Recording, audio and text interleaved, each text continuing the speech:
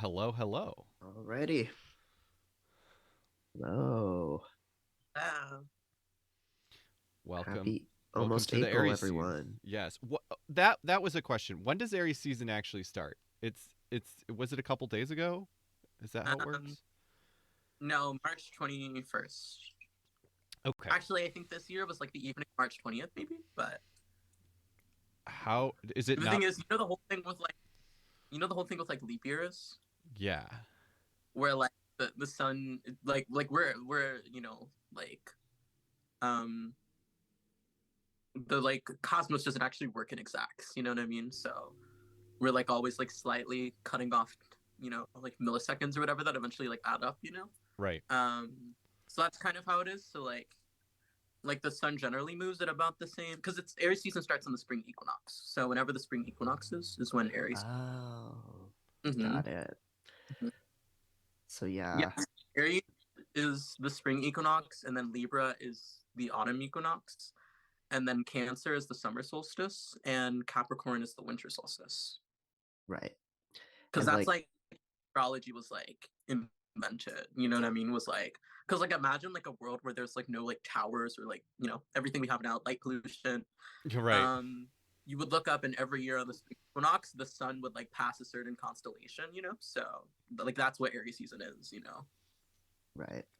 And you know what? The changing of the seasons and like the orientation of the planets and stuff, like it still really affects us so much. We just like try to force ourselves into ignoring it because we're on like Yeah. industrial No. time. Right. Mm-hmm. Because like that's like what astrology is. I always say that like astrology was like the world's first timekeeping system, you know what I mean? Like before you would have said, oh, it's March 31st, you would have said, the sun is like 7 degrees Aries or something like that. You know what I mean? Um, Right. or you just wouldn't have said anything at all because you were a peasant who wasn't allowed to keep track of time. But Right, yeah, but like you would feel that like the days were getting longer or like yeah. shorter, and you would feel that like the seasons still affect our moods so much, but we're like supposed to still be like equally productive all times of year Yeah. when that's Mm-hmm. not how humans have usually lived. And so it's kind of nice. I don't know, thinking of seasons and as cyclical feels so much more healthy. Mm-hmm. Um, yeah, because I one time, I was thinking, is it Trans Day of Visibility today? Before I say that it's Yeah, not. Oh my gosh, yeah it it is. Yeah, is. okay. I thought such a fun thing because, um, I think this was like last year. I like made the connection, because people often the way that spring is described is, or like Aries is described, you know what I mean, is based on it being the spring equinox, you know what I mean, that like we're like go-getters who like start stuff but like poor follow through, we're very like fiery and like we're like the spark of life, you know what I mean? But Yeah. and that's very like spring equinox, um and um literally like spring is like the time of year. The sun is exalted in Aries, so like it rules Leo, like that's like the sun sign, you know what I mean? But the sun is considered to be like exalted, which is basically like honored in Aries because Aries is the time of year where the sun starts increasing in light, so it's like sun's like, okay, I'm back and better than ever, you know what I mean? Right. And so that's why Aries are very like fiery, like solar people, even though we're not like Leos, Um, and also with that, I was like, it's so interesting that Trans Day of Visibility is set in Aries season because Aries season is all about like an increase in visibility, literally due to like an increase in the amount of light we're able to get in a day. Whoa. That's cool. Yeah. And again, like Aries being big initiators and leaders and starters of things more than like more than follow through of things, like it being like aligned with this idea of like change and like new seasons and like transition is very apt. That's Yes. amazing. Mm-hmm. You guys didn't see that. I was annoyed that me and Devin were looking away from you on this. You guys, Oh, you just now we're, changed the orientation. yeah, now we're actually looking at you on the screen, which is silly. But anyway, before we get too Yeah, all the far, So, talking heads. because I know there's a lot to talk about. This is our special guest, Cupid. Hello. oh, hi. Um, Hello. Hello. do you wanna introduce yourself a little bit, like what, who you are and what Oh, you do? sure.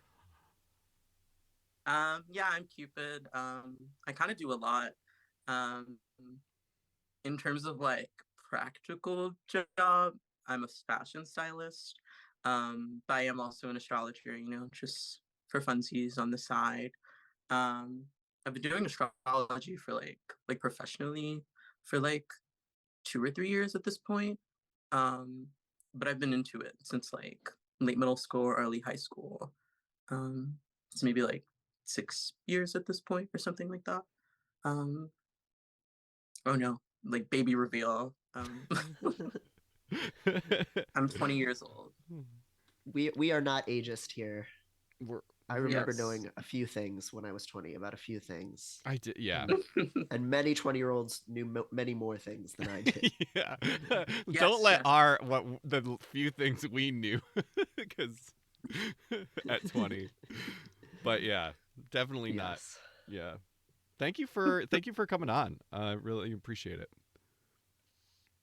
Yeah, yeah, no. Yeah. And I'm you're like also just now the type that's on Twitch, I feel like I need like a badge. yes. Well, you're very online, you're plugged in to the discourse, and now you're in a brand new hell realm, which is Twitch. Yeah. Um, Yes. which is I like toxic. I structure though because we have all the power. Yeah. Right. Yeah, it's very easy to just boot someone from the chat or like ban words and things like that. Which is shocking. Just steamroll over them. We really haven't needed to. We've basically had people come like bots and scammers like, do you want more Twitch viewers? Mhm. Like that, but like that's almost the only people we've For banned. promo. Yeah. Mm-hmm. Yeah. I'm seeing a lot of Aries love in the chat too. I feel like it is a sign that people don't shit talk that much. Like, Yeah. prob- See, that's the sun exaltation. You know what I mean? Like, cause Leo like is ruled by the sun, so it's like people get tired of Leo. You know what I mean? They're like, oh my god, they're so vain, they're so narcissistic. But like Aries is like the right amount of solar while still like having like the like independent like Martian tendencies that like it's like watching someone really cool walk by in your peripheral and you're like, whoa. right. Versus Leo is kind of like Leo is like, someone like jumping in your way. And they're covered in body glitter, you know what I mean? And they're like, Yeah. do you want to sign my campaign where I'm protesting climate change? Right. Like, it's a lot. Right. They like need the spotlight, whereas I feel like an Aries, and this is something we can talk about when I like, so I have all of these like famous Aries behind me. One thing I do really like about a lot of Aries creatives is that they're good at like sharing the spotlight as long as it's something that interests them, like they don't have to be the center of attention all the time, but they do want to be Mm-hmm. have something worth putting their attention on all the time. You know what I mean? So, Yes, yeah. Yeah, that's why I like thought it was interesting with Pedro Pascal because um like he just kind of like became inner baby girl. Like he didn't really like, as far as I know, himself that way, at least before it started happening. Now he kind of does, I think. But like I think the big thing was like just like a clip of him like eating a peanut butter and jelly sandwich. I've seen a lot be memed. Because I guess it's just like funny to see like a grown adult man eat a PB&J. right. He has like a childlike energy to him, which is definitely part of the appeal, I think.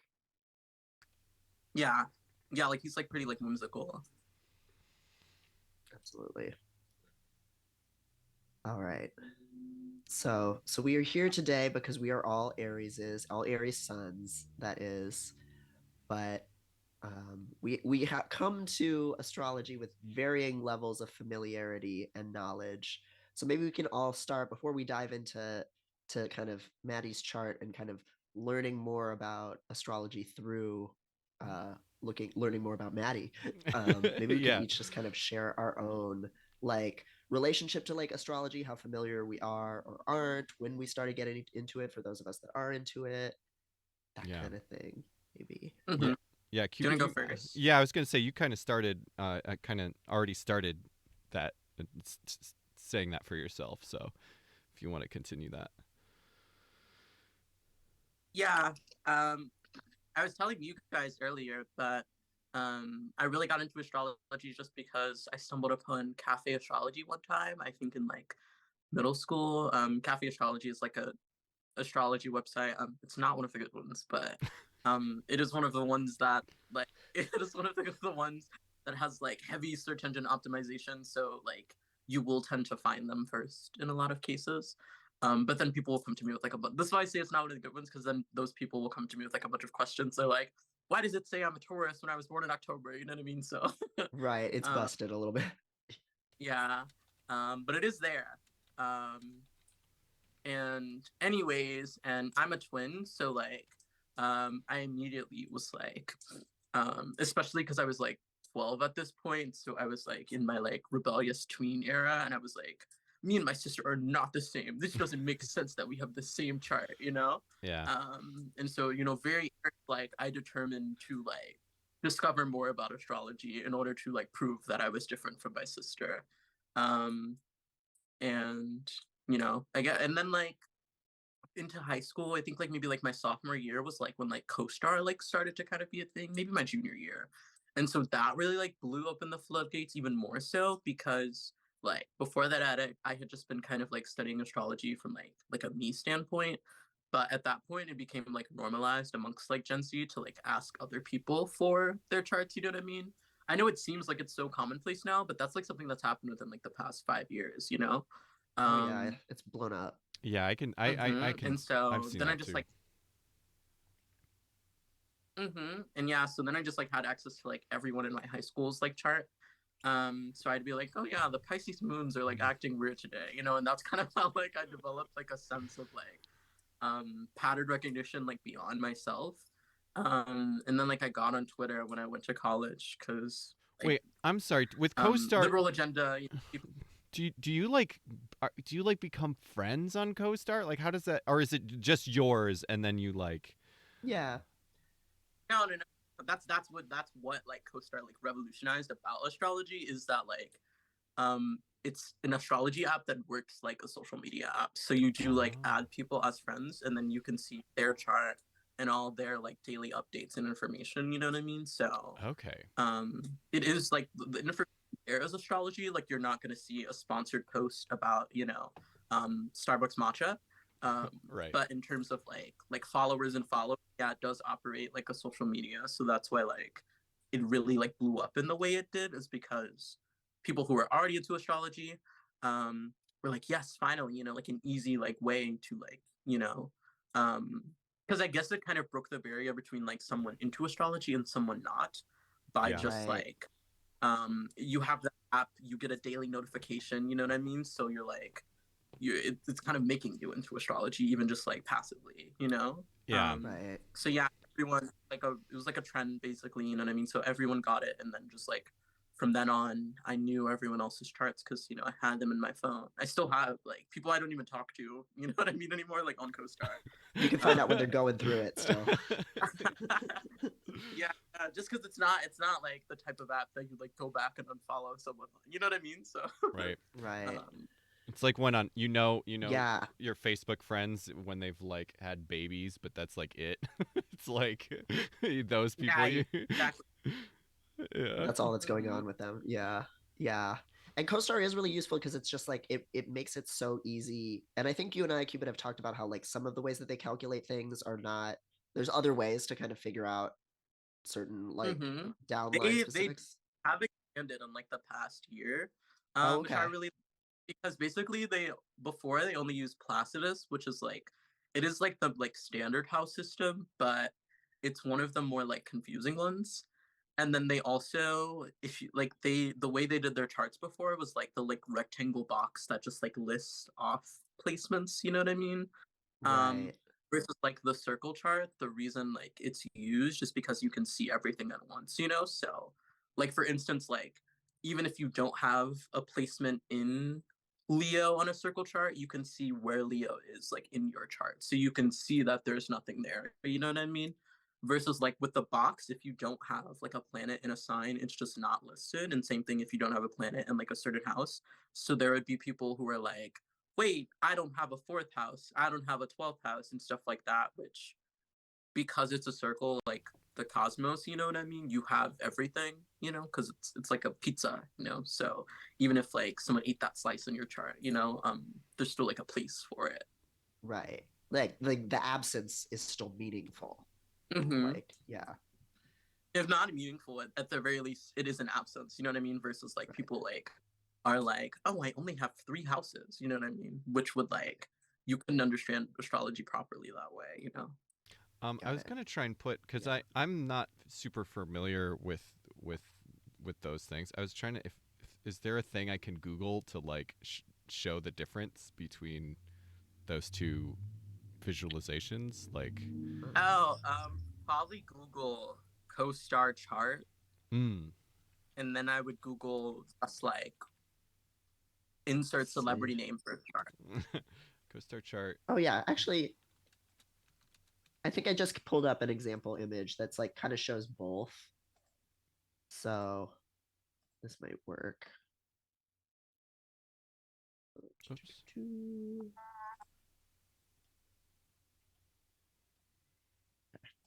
I'm gonna just put it in the Zoom chat. Okay.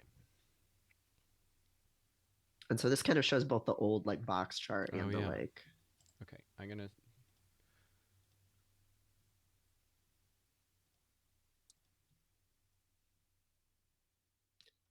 Yeah, yeah, yeah. This is it. So like the thing on the left works, like the box. You know what I mean? But Mm, if something is unlisted, you wouldn't know it's there. Um, versus like with like the circle chart, like you can understand that it's one whole. You know what I mean? Like that's like a screenshot of the cosmos. You know what I mean? And things are just laid out where they are at like any given point in time. You know, so there may be empty space, but like that occupying space, that space is still there, just unoccupied. You know? Right. Yeah. Yeah. The other one is almost like having like it's almost like a bar graph versus just like a table with like values in it. Like you don't have any sense of like scale or where things are like relative to each other if you don't have, yeah, Yes, yeah, kind of exactly, like exactly. visualized. Um, and then especially with Placidus, which is one of the more confusing house systems because basically it has this thing called intercepted houses where the closer you are to the poles, sometimes the houses like um, it's hard to describe because it's like not real physical land, but basically like collapse into each other like graphically. So for instance, like um, because basically the in Placidus, the um, houses are calculated like based on like latitude and longitude. You know what I mean? So the more you veer to extremes, the more like your houses veer to extremes. So you might have like one house that covers like 2 signs. So then like the next house just like won't exist, kind of. You know what I mean? It's hard to represent. Which is why Placidus can be confusing for like newbies, especially if you're like born in like Montana or like Canada or anywhere like that, or the other way around, like Australia or something like that. Um, so that's like, and then not everyone has that problem because it is just like certain like locations, you know what I mean? So then those people will try to talk to like other people who don't know that much, and they're like, no, mine's fine, you know? So Oh yeah. it, Yeah, because it is it still location. and there's like no explanation in that on like why that happens, you know, like built into the app of like what am I looking at, why that happens. So it would just be people who like have had co-star for 5 years and they're still like, yeah, I only have 2 planets, you know what I mean, and stuff like that. So that's kind of like the issue it created. um however, a lot of astrologers hate co-star because of like all those issues. I personally like it because um, I like their writing style on co-star. Like from like a non-astrological perspective, like I like getting a little notification every day that's like, um, you know, you are a seed in a glass house. You know what I mean? I'm like, that's so true. You know? Right. Yeah. Yeah. And I do love how it'll like summarize similarities that you have with one person. So like if you have the Yeah. same Mars or you have the same Venus or something, it'll be like, oh, you're similar in how you experience love or in how you express yourself, but you won't get along in how you think about finances or the home or whatever. Like it gives you the takeaways and like translates it, which I think is part of why it caused that explosion in popularity for astrology, because it made it approachable for newbies more. Yeah, exactly. And it gave like not just like approachable for newbies, but it gave like amateurs the ability to talk with each other, um, despite maybe not having all of the information. You know what I mean? Because like you can talk about, hey, it says we communicate differently. You think that's true? You know what I mean? Even if you don't necessarily understand how co-star got to the conclusion that you communicate differently. Right. So what was it like? I remember that stuff in high school. People would be like, "Oh my god, we have the same moon sign. That makes so much sense. That's why we're best friends." And I hate that bitch Rebecca because that. Like I literally remember that. Right. Absolutely. Jen Laham says, I uninstalled CoStar when it gave me love advice repeatedly that I didn't want to hear. Yeah, see, that's the only thing is I understand like some people do say that they get notifications, especially like anxious people will like get a notification that's like, um, you are a box falling off a cliff, and they're like, "What?" You know what I mean? Like, I don't need to hear this. I already felt like that. Yeah. Yeah. So I always relate it to like that like roar, like the Katy Perry song, where it's like, "Do you ever feel like a plastic bag?" Like that's kind of how I feel customer notifications are sometimes. And like Yeah. you're like, yeah, Katy Perry. Sometimes I do feel like a plastic bag. I never called it that, but like, yeah. Yeah. So there's one more entry point of your like experience with astrology that you mentioned when we were like doing a tech check, and I don't know how much you want or don't want to get into it, but just you described how you and your twin have different birth times enough that it affected one part of your chart and some of the Oh, meaning in that. So if there's any yeah. amount of that you're comfortable sharing, I thought that Oh was yeah, super yeah. No, interesting. yeah. So basically, like your ascendant, or your rising sign, or your rising. You can call it whatever you want. It's called the ascendant because it's the sign that was rising at the time of your birth, and then in that sentence, you can hear why it's called the rising sign. Um, it's based on the horizon line. Do you see how rise keeps coming up? That's why it has like 6 different names. Um, but um, so it's basically like considered to be like the sign that's like the incarnation of your first breath. Like that's how like ancient astrologers would have described it, like that exact sentence. Because it is like it's like I'm sitting in a windowsill right now. It's like a baby's born right now, and I'm looking out the window. What do I see? Like I said, there would not be an apartment building across the street or a dog park, so I would be able to see, the constellations or whatever. Um, so Not to yeah, and mention then me light and my twin pollution as sister well. were born like yes, Right. yes, yes. Yeah, even if like we didn't have there's so many layers to why I'm always explaining that to people because I think people sometimes because of how we live right now like can't bring themselves to understand how connected to like the natural world astrology is. You know what I mean? Like they see it as something that's like very like airy and just like made up for funsies and like super like Myers-Briggs esque. You know what I mean? And I'm like, no, it's mostly like um the time of year that things get hotter, those people are you could describe them as warm. It's very like basic and like naturalistic and like most of it's like um conventions, even like elements, you know what I mean, are like a thing that every society invented ever. You know what I mean? Like it's literally just fiery people are fiery. Like it's quite simple. Right. But anyway, me and my sister are born like 27 minutes apart. Um, because I was a natural birth and my twin sister was a C-section. Um, and literally, you can see that in like reflected in our birth charts because so on our ascendant, um, I have Venus conjunct my ascendant. So basically, Venus, like that whole thing about looking out and checking at the horizon line. You know what I mean? Not only would you see like the constellation, but Venus was rising, like the planet was rising into visibility in my chart. Um, and Venus is like, if you like Venus, Aphrodite, the planet of like harmony, desire, like affection, peace as a broad concept. It's like about how we relate to other people and like Venus's temperament, and that um, is usually, like I don't want to say like people pleaser, but like very like I said, like harmonious, like the instinct to like smooth things out. You know what I mean? And I had like a very like smooth natural birth. But then my sister has Mars conjunct ascendant, so like Mars would have been rising if you looked out the window with the telescope. You know, you would have seen Mars, the planet. Actually, you don't even need to see a telescope. You wouldn't need a telescope if you know it wasn't for again buildings and light pollution and whatnot. Um, but and she had like a very like violent C-section that like affects my mom like physically to this day. Which is pretty par the course for C-sections, to be fair. Like nothing like that out of the ordinary, but they do tend to cause like pregnancy already does, but they tend to cause like even more extreme like bladder issues and like shrinkage and stuff like that. Um, just because of like how intense they are on like that whole like gut area of the body.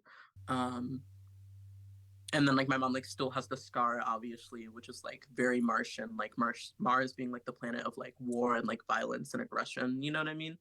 And so you can really see like how like even though we're born like half an hour apart, like otherwise basically same life conditions, you know what I mean? Literally like the way we came into this world is so distinctly different. That's like Shakespearean, or like in an anime, you and your sister would be like enemies, and you would have different powers. Yeah. Every time I tell other astrologers that, they're like, wow, astrology is real. And I'm like, yeah, you know, that's how I felt as a 15-year-old, you know? Right? Yeah, yeah. The galaxy Like, brain, like it's such a, like, I guess, like, you know, like a twin being into astrology is like a really, you know, fun place to be, I guess, because like you have like this like natural comparison and launching board. Like literally me and my sister, like, and she's not as into it as me, but like we still like um text back and forth all the time, and she's like, oh yeah, the moon's in Cancer right now, like how are you feeling and stuff like that, or like she'll just send me a tweet that she saw about astrology, you know. And she's like, this is so me, and I'm like, oh, you know, that's kind of me, but like I'm more like that, you know what I mean? And then we're just like sending shit post memes back and forth, you know. right. um but yeah, so I always use that like example as like how like I guess like moving from like the like abstract of like, okay, Mars is rising to like what the fuck does that actually mean? Like what happened? You know what I mean? Right. Especially oftentimes with like birth charts, like they do describe people, so people tend to get caught up in like personality words, but sometimes it's Right. things that happen to those people, things that like they live through, you know what I mean? For instance, like transits tend to coincide with like certain transits tend to coincide with like recessions and stuff like that, you know what I mean? So a certain person might have like a Saturn and Taurus in their chart. Actually it's Saturn and Aquarius right now. But and Uranus and Taurus in their chart, you know what I mean? And you might be like, what does that mean? You know, and you might be tempted to be like, extrapolate that into like personality, but really it's like, oh, the kids that are born right now are born into a recession, you know what I mean? And the same thing happened at the last recession, you know what I mean? So that's it's more about like a life context than it is like um, you know, whether or not you have freckles or are friendly, you know. Right. Yeah. And I think that's helpful for people to understand because I think, yeah, people get the idea that it is like Myers Briggs or that it's like Enneagram. Like we think of personality and stuff like that as like zodiac, as like personality types instead of like describing Yeah. It's because a lot the of the people were into astrology and like they did kind of like repopularize it. right. So people tend to like associate it with like their kind of astrology, you know, um, like horoscopes in like newspapers and whatnot. Um, but even those, like those would be like you'll get married tomorrow, which obviously wasn't true for every Aries, you know, January 4th. But at least they were trying to like, you know, talk about like events and like, you know, occurrences versus like Seasons and stuff. Yeah. Yeah. So Yeah. yeah, Devin, I was gonna ask what oh, and then I your. was gonna Oh, go on. oh, sorry. I was just gonna mention this kind of like related segue because I was gonna mention that the way me and Devin met. I know I told you this, Devin, because I scrolled back to our first DM because I was like, "How did we meet?" You know? Yeah. Uh, Yeah. I couldn't remember either. yeah, and I scrolled back to our first GM, and the way me and Devin met was Devin had posted something on his story about being an Aries, and I was like, "Oh my god, I'm an Aries too," and that was like our first conversation. That So tracks. many Devin like friends of talked back or something because I had like good vibes, you know. right. Yeah. So many of my like mutuals and just friends in life in general end up being Arieses and not on purpose. It's just like Yeah, this yeah. weird, Mhm. I did think it was Just weird 'cause when we're we first cool, you met. know? I did think it was weird when we first met, where you're like, we were kind of like vibing and hanging out. It was fun, but then you like asked me a bunch of information, and you're like, nah, I don't. You had to like verify first. No, I'm just kidding. It didn't happen, but Yeah, yeah. I had to find out your birthday. Yeah, yeah. And it was only because you had a birthday close enough to mine that I you was like, fucking okay, went through yes, my let's hang wallet and found my license. out. No. I was like that one meme of that really like toxic like Craigslist post that's like, we are a soft household that will not be intruded upon by the violence of any Capricorns. Will No. not have any Capricorn roommates. That's really Oh. fun. Yes. Um, but yeah, so I'll talk about my familiarity with astrology stuff. I definitely like grew up with it being in the like cultural like ether in the 90s. And I remember like just kind of learning small little facts. All I knew was that I was an Aries. I didn't know about like the rest of the chart or like anything else. So I knew the most like basic like personality type kind of shit. So I Yeah. just remember like for years just knowing little glimpses of whatever I would read. And like my one grandma who was really like a searcher in terms of like meaning, so she had all kinds of weird like spiritual books and like just was always kind of like trying to figure things out. And I remember one time when I was really young in her house, I like opened up this book on zodiac stuff, and the thing that I read about Aries was just that they're like a baby that is like fascinated by its own hand.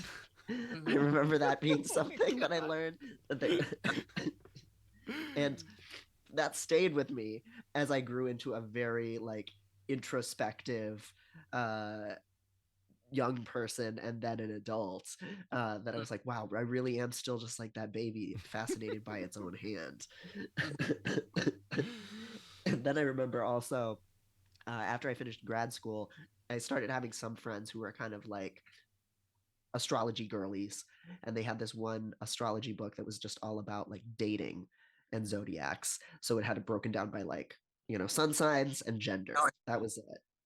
Yeah. Yeah. So I remember opening it up and it being like, at the time, Aries women are very muscular and sporty, and they have small breasts.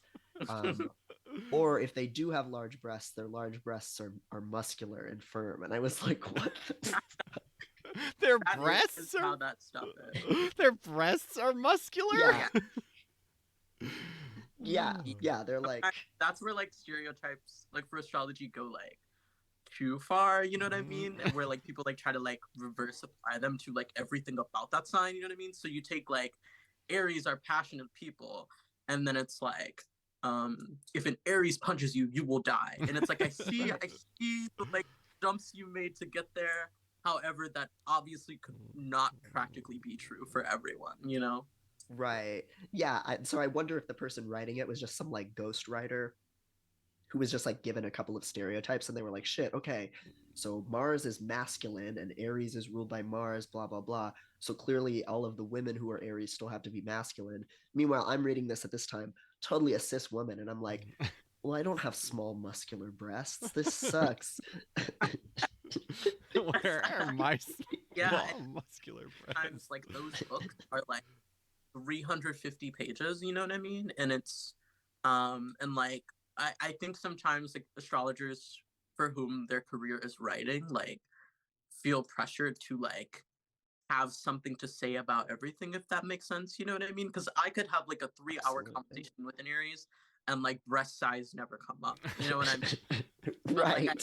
I think they feel so like sometimes, especially like in like the 90s, early 2000s, where everybody was talking about bodies, you know what I mean? Like every magazine cover it was like, it'd be like one week this celebrity has an eating disorder, you know what I mean? Everybody bully them, and then like the next week you see a magazine that's like the celebrity gained 20 pounds. Why? You know what I mean? Yep. Like that. Right. Very Um, true. like I remember that from my childhood, and you don't really see like that stuff in that way anymore, you know. Um, but yeah, I think so. Like there's certain things that people wanted to hear about in that time period that, in order to remain like pop culture relevant, astrologers I think like felt a pressure to describe at all, even if like we said, it's like practically inapplicable, you know. So they'd be like, Yeah, all Geminis love Britney Spears, you know what I mean? Which, of course, I guess everyone loves Britney Spears. So, um, but like, but yeah, so like, there's a lot of stuff, especially like the stuff that focuses on like couples and like romance and compatibility, um, tends to be like, um, a Sagittarius man, will be a deadbeat father, because like Right. Sagittarius like to travel. You know what I mean? Like it's like I see the dots you're trying to connect. But you're Right. making such absolute statements from it, Yeah. Yeah. And it makes sense that just like especially back then, that was like the era of like men are from Mars, women are from Venus, like really Yeah, shitty like dating advice books. So writers were just like churning that shit yeah, out. yeah. Era of like hot gossip. You know what I mean? So I don't think people practically cared about whether or not like in Aries themselves would open that book and see, oh yeah, I do have small, muscular, firm breasts. You know what I mean? So much Right. as, so much as I, Kathy, can be like, oh yeah, you remember that bitch Linda from high school? She did have really small tits. You know what I mean? And I think that was more Right. the purpose of what like they were trying to do. You know what I mean? Yeah. Or you're So like opening it up, figuring out who you want to date or something. yeah, it'd be like all Tauruses, are gluttons. You know what I mean? Taurus women can cook. Taurus men will expect bed and breakfast. You know what I mean? Like I think that book literally did say Tauruses like to give oral because they're because hedonists. Yeah. Yeah. Out of control. So like so that was my familiarity with zodiac and you're and with like, yeah, astrology. yeah, that one Taurus I hooked up with had like the best head. You know what I mean? Yeah, and it's like, oh yes, okay, I need to find me another freak like that. Um, but then like later on I did get more into astrology stuff as I just kind of like learned more about different ways of thinking about it. And I remember Alice Sparkly Cat, Yes, their I mentioned their it in my. columns. Mm-hmm. Yeah, their columns about like everything that sucks about each zodiac, like that would come out every season. I loved sending those to my friends who like fell into each one of those categories. Like, here's why you suck, Pisces. Here's why you suck, like Uh-huh. Aries. Ace Uh, is Aries. Alice Sparkly Cat. Ace mhm. is. You can totally see it in the writing style. I love it. I recommend Yeah, them to like, everyone into astrology, but like especially like if you're like in Aries, I think like their like sense of humor and like the way they approach things is like, yeah, I'm like yeah, it's so true. fun. Yeah, and it makes talking about that stuff like approachable, I feel like. And then also, God, there was someone who was some like early like TikTok and like Instagram Reels person who would do the like what it's like to date each one of these like astrological signs that were like really popular. That also got me kind of into it. And then I read Channing Nicholas's You Were Born for This, and I didn't understand nearly any of it. but but that's okay because she even says in her book like if you don't understand a passage of this, that means you're just not ready for it yet. Mm, yeah, no, So repeatedly it's happened to me in the past like 3 years that I've um like read like Ace's content, Alice Sparkly Cat, um, where I was like I would read an article that was like aimed at like a sign I have or a placement I have or something like that, and I'd be like, no, I don't feel like I fit this at all. And then like I look back now, and I'm like, oh my god, that's literally so true. You know what I mean? Like sometimes part of astrology is like um being at peace and just like waiting and seeing. You know what I mean? yeah, yeah, kind of have to sit on it. So that's us. So Maddie, what is your uh, familiarity, knowledge, impression, whatever? What how much you know about your own stuff? I, Zero. I Yes. know, I know, I'm an Aries, and I always have to be reminded of that. It's like the level of knowing that I have. I've this doing this stream. I know that Aries is the fire sign, and that was mostly just fun to put. Gave me an excuse to add a bunch of fire gifts everywhere. But yeah, I'm Oh yeah. basically know nothing. Yeah, that's pretty much the extent of it. So That's fine. Yes. I'm excited to learn Pure You're like though. as the driven snow. a Yeah. like carve runes into. Yeah, you could just like make it all up, Cupid, like her entire chart. I would never know. I like start like blowjob astrology. I'm like. Have you ever had a hangnail recently, man? Tell me. I do get hangnails all the time. It's true. You have more black bile or yellow bile in your body. I don't know how do I. Well, I guess I find gotta find out. White. One more time, Cupid. Oh, I said, what color have your stools been, and how painful are your bowel movements on a scale from 1 to 10? Oh no. Stool astrology. Oh Yes, my it's god, time. that's got to be a thing. The movements of the earth, the movements of the bowels. We love it. Ooh.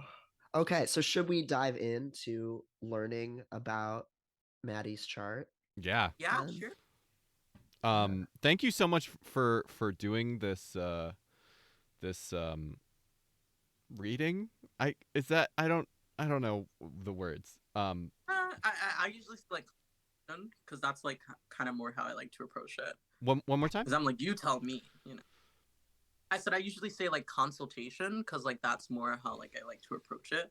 That makes sense. I feel like reading works with some people's personalities, but I'm not really like a mystic like curtain, you know, and like crystals type of person. Right.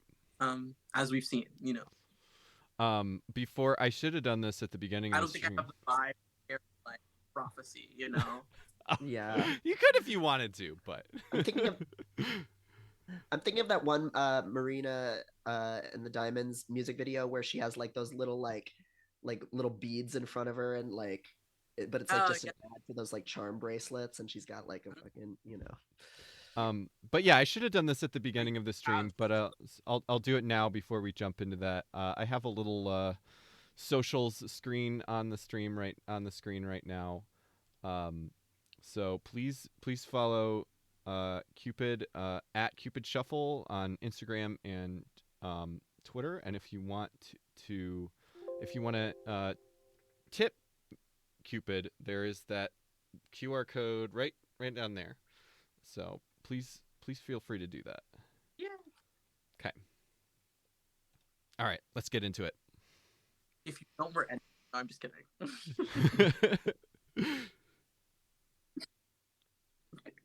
Oh wait, are we starting? Yeah, please. Yeah. Yeah, let's Oh, do okay, it. okay. Yeah, so yeah, so I always start off by just like saying what I want to do. But yeah, the reason I use the word like consultation is because like the way I approach it is it's like I'll never know more about your life than you. You know what I mean? So like you kind of have to give me the information and I'm like here's where I see the symbolism, you know what I mean? And like I can like it's kind of it's like comparable to like counseling, but like I can like ask guiding questions based on like my knowledge of the symbolism, and then you can be like oh yeah, that totally like I might be like oh yeah,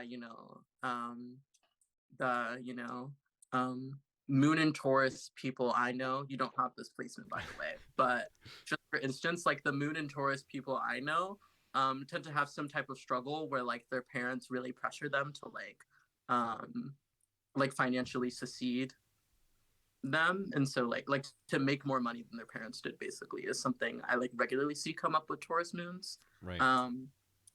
And then that's why like at least for me like Taurus moons I've noticed like there's a lot of stereotypes about Taurus in general of like loving like naps and like food and like small comforts and pleasures and stuff like that. Right. And I found that a lot of that comes from like starts with like a kind of like I said, like parental pressure and like workaholism, where they're like the people that like, had to get like 4.0, you know what I mean, every semester just to even Right. like that was like the baseline, you know what I mean, was like, and so then naturally like, yeah, those are the people that like come to like love naps and like develop a weed addiction, you know? Right. They need So it. it's kind of like right, and then so it's like more of a back and forth than a like is that what you're saying, kind of? Yeah.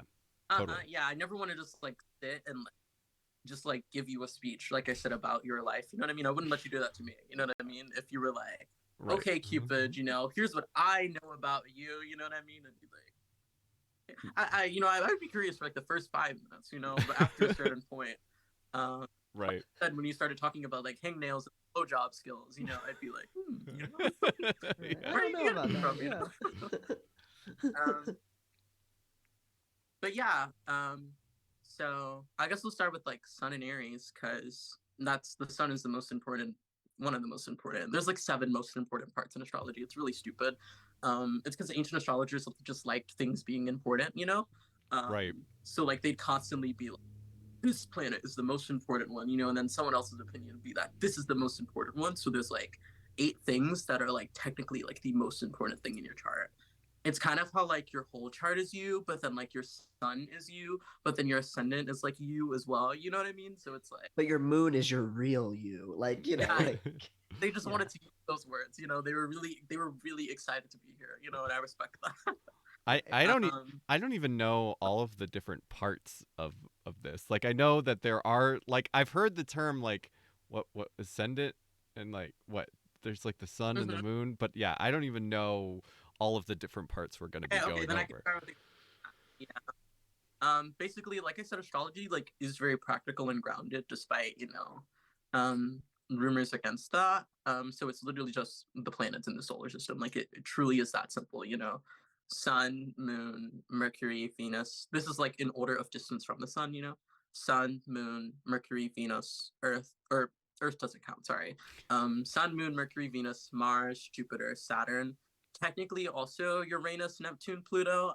But those were discovered like way after astrology was invented. Like those were all discovered in like the past 2 centuries, whereas astrology has been around since like ancient Mesopotamia, the first civilization. It's been here since the beginning. Right. So obviously, like most like astrology texts have nothing to say about any of those planets. So the like definitions and stuff like that are definitely still in the works in a sense. And then um, also because of that, what's kind of been agreed upon is that those have more to do with like generations because they move so slowly. Uranus takes 7 years to change a sign, Neptune takes like 13 and a half. Um, and Pluto takes like anywhere between like 15 and like 28. Right. Um, so those have much more to do with like an entire like class like generation of people, than it does like your specific chart. You know what I mean? Like Right. you're gonna have the same as anyone born within like 5 years of you and so on and so forth. Okay. um so yeah, and then in that, like that's also how the inner planets work too. So the sun is the most important in a sense because it's what everything else revolves around. And then importance just moves out from there. Or like not importance, but like meaning kind of. Right. So the moon is like your emotion because it revolves around the earth. So um it's like your personal like um weather vane almost, you know what I mean? Or like your temperament as like internally, you know what I mean? Whereas the sun is like the giant projection that's like, serving the whole big picture. Right. Um, and then Mercury is communication because it kind of like flits around the sun back and forth. It stays really close to the sun, you know what I mean? So um you can and then also it's related to like Greco-Roman mythology obviously, but you can see why like something that's like the smallest and fastest moving planet was related to like communication and like how people think and talk, you know what I mean? Because um I don't know, I can't like explain it past like that makes sense, you know what I Yeah. mean? um it's fast, it's flighty, like it's something you kind of instantly do when you meet someone, you know what I mean? So it like is never too far from like your central personality, you know what I mean? The sun.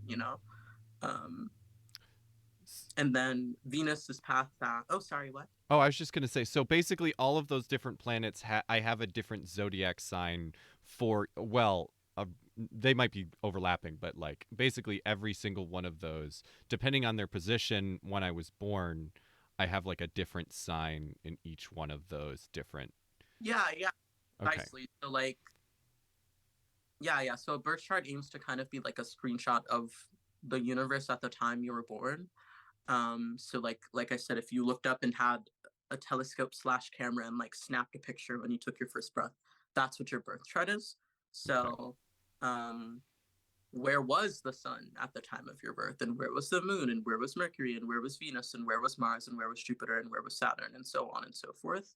um and then from there, like, besides where it was at the time of your birth is also related to like how fast those things change and move and whatnot, you know what I mean? For instance, the sun takes about a month, um whereas the moon moves like every 2.5 days, every 60 hours.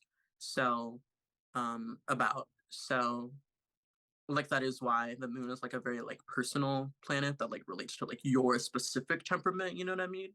Whereas the sun Right. is like a broader category of like how a certain type of person tends to work because it's a whole month. You know. And then the Right. farther you go out, the more so. Mercury, like I said, is the closest to the sun, so it's pretty much in terms of like breadth, it's kind of like on the same level. You know, the sun is like who you are. Mercury is like how you think and how you talk. You know, those are very like interconnected.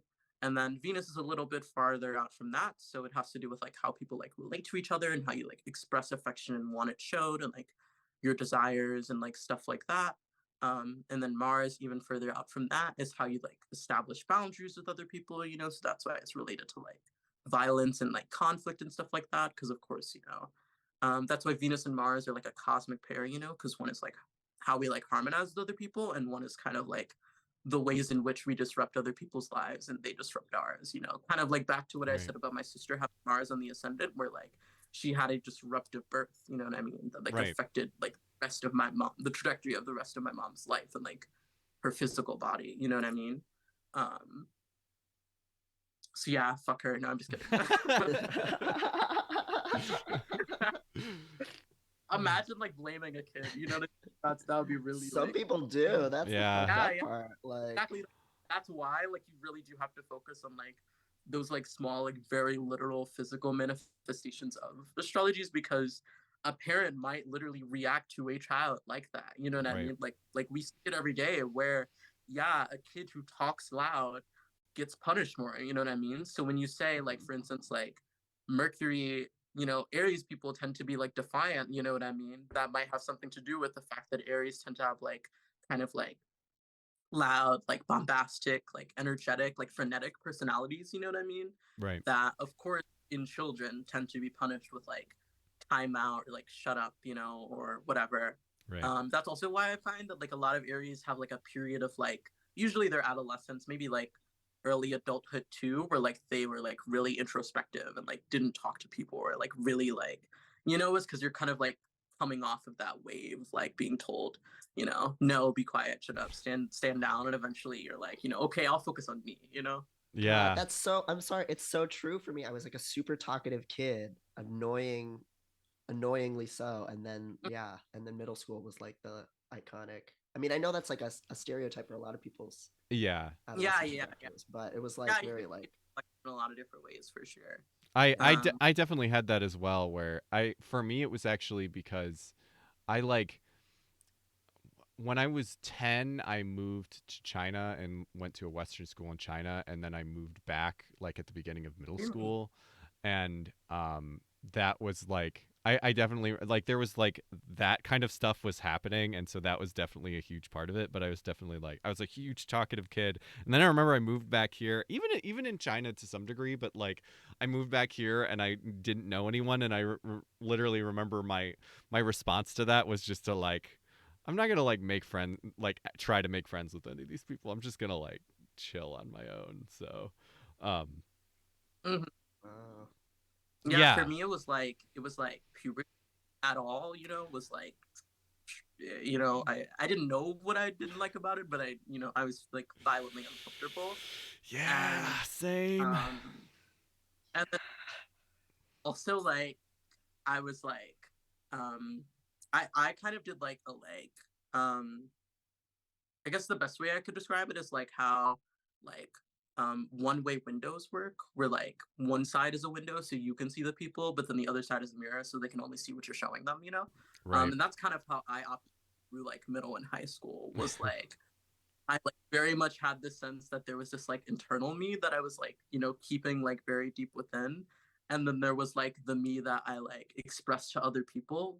right, um which wasn't like entirely inauthentic, you know what I mean? Like I didn't like make up a personality so much as like um I knew there were things that was like holding off, and that I intentionally was avoiding giving like other people the big picture, you know what I mean? Because I knew that it would like cause scrutiny, you know what I mean? Even though I didn't know like I was trans and like the word trans, you know what I mean? I Right. was like, yeah, if I have, I could figure out that if I started telling people, yeah, is puberty really like violently uncomfortable for you, and like you hate everything about everything, you know what I mean? Yeah. That would have been, unacceptable, especially because I grew up in like the like suicide prevention era of schooling. So it was very like I appreciate that they were trying, but the approach tended to be like very like carceral to that kind of stuff, Yeah. where like it was institutionalized, institutionalized, institutionalized, you know what I mean? So um, I kind of like knew there was like no point. Yeah.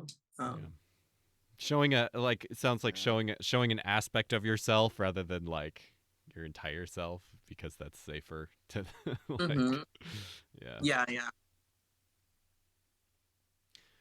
So what is my But moon? I don't know this. I don't know if I've ever known this. oh, your moon is an Aquarius. I can run down the whole thing. So Yeah.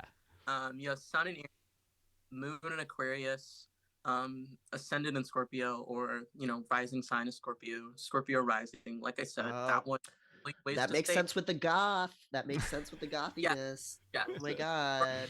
Always Scorpio risings are always so like dark and brooding. Yeah. Um, and then you have Venus. You have Mercury in Aries. Venus also in Aries. That's like a monster fucker place. Yeah. Or like you know. Yeah. Make love and war, yeah. Or make Yeah. war in love, yeah. That would probably be a BDSM placement I believe. as well. Yeah. It's always fucked up shit with Aries Venus. I believe Alice Sparkly Cat is an Aries as well. You can That's find pretty her. accurate. Yeah. No. Yes. And then Mars in Cancer, which I know a lot of Cancer Mars. I tend to like, yeah. My mom is a Cancer Mars, or is, I guess. She's alive. Jupiter in Libra, and Saturn also in Aquarius, like your moon. Okay. So Right. so there are a lot of Aries, right? I feel like there was like more Yeah. than. Yes. Okay. There's you have Sun, Mercury, and Venus in Aries. That tends to happen, or at least that that can happen like a third of the time, because Mercury and Venus are so close to the sun that they're never more than like, so Mercury is never more than one sign away from the sun, and Venus is never more than two. So for instance, like an Aries sun can either be a Pisces Mercury, the sign before Aries, an Aries Mercury, obviously the same as the sun, and then or a Taurus Mercury, the sign after. But you're never gonna get an Aries sun with like a Capricorn Mercury, because that's too far. The Mercury just never moves that far away from the sun. Okay. And then Venus is like further outwards, but still pretty close. So it's never more than two signs away. So an Aries Venus could be, Aries Sun could be an Aquarius Venus, a Pisces Venus, an Aries Venus, a Taurus Venus, or a Gemini Venus. Interesting. Okay. Cool.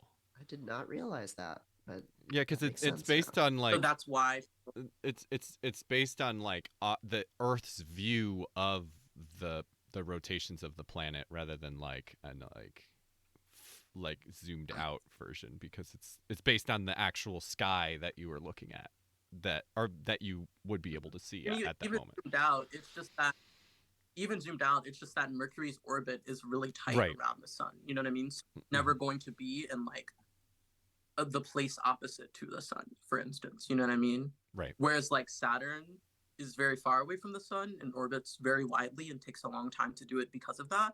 So you will get times where Saturn is completely the opposite place of like the rest of your chart, or any like the further you go out, basically, the more distance is possible between a planet and the sun. Right. So yeah, Venus, like literally, like even zoomed out, like Venus will never be on the opposite side of the solar system as the sun, because that's not how it orbits. Right. Totally. So Earth is actually the opposite point. So Earth is actually, because of the way perspective works, Earth is always, you don't have an Earth sign, but if you wanted to, Earth is always opposite the sun Right. because we're looking at it. Right. Right. Right. So like every Aries sun has a Libra Earth, you know? Right. Interesting. But that's not a real thing. But for funsies, you know? So I don't know what any of the I know. Okay, so first of all, what is Aries like? Just like broad strokes, because I know Aries are like it's like the fire sign, right? It's a fire sign, Well, it's 8 fire. right? Uh-huh. So basically there's two like main like broad stroke categories that the signs are broken up into, which is element. So that's fire, water, earth, and air. So since there's 12 signs and four of those, um, there's 3 signs each. So the fire signs are Aries, Leo, and Sagittarius. The earth signs immediately follow those. So it's Taurus, which is immediately following Aries, um, Virgo, which immediately follows Leo, and then Capricorn, which immediately follows Sagittarius. And then the air signs are after that. So it's Gemini, which is after Taurus. Um, and then it's Libra, which is after Virgo. And then it's Aquarius, which is after Capricorn. And then the water signs rounded out last. So that's um, Cancer, Scorpio, and Pisces. I'm putting a picture of it on the screen so I could picture it. Yeah. But yeah, Yes. so yeah, there's Aries. It's And just so it's like the Avatar theme song. You know what I mean? Where it's like Yeah, water, right. earth, fire, air. It's like if you wrote down the signs, it would follow the pattern. Like if you just wrote all straight down 12 in like the order they occur, it would go fire, earth, air, water. Okay. Um, and then signs are also broken down into whether they are cardinal. What is it? What is that? What are the yes. categories? It's cardinal, fixed, and mutable. So because there are 3 categories and 12 signs, um, there's 4 signs each. So confusingly, so I never use these words because it's really confusing. But those are technically called the triplicity because there's 3 in a group, and the quadruplicity because there's 4 in a group. But some people, the issue with that is that some people think it should be the other way around, where it should be the number of groups is. So basically, cardinal, fixed, and mutable should be the triplicity because there's 3 options, and that the element should be the quadruplicity because there's 4 options. But that's like ancient astrologer beef. Like they would have been duking it out over that. You know what I mean? Yeah. And So is Aries a cardinal yes. sign? Yes. Okay. So cardinal signs start off the seasons. Like I said, all like the astrology is rooted very much in like basic like shit that like a kindergartner could point out if they had a telescope. Right. Um, cardinal signs start off the seasons. Like I said, so Aries is the spring equinox. We just experienced that like 10 days ago or something like that. Cancer is the cardinal summer sign, so it starts off summer. It's the summer solstice. Um, Libra is the opposite of Aries and the opposite season as well. It starts off fall or autumn. It's the autumn equinox. And then Capricorn is the winter solstice. It starts off winter. And then the fixed signs, and so that's like cardinal signs because they start off seasons, are considered to be like the like go-getters of the zodiac. The signs with like the most like tenacity and initiative, one might say.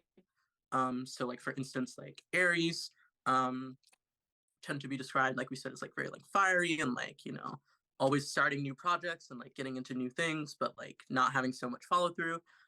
Cancer, we kind of see it with like the whole like the like mothering stereotype of like cancers really go out of their way to like be involved in like the like emotional lives of the people around them, which is its own kind of like taking initiative.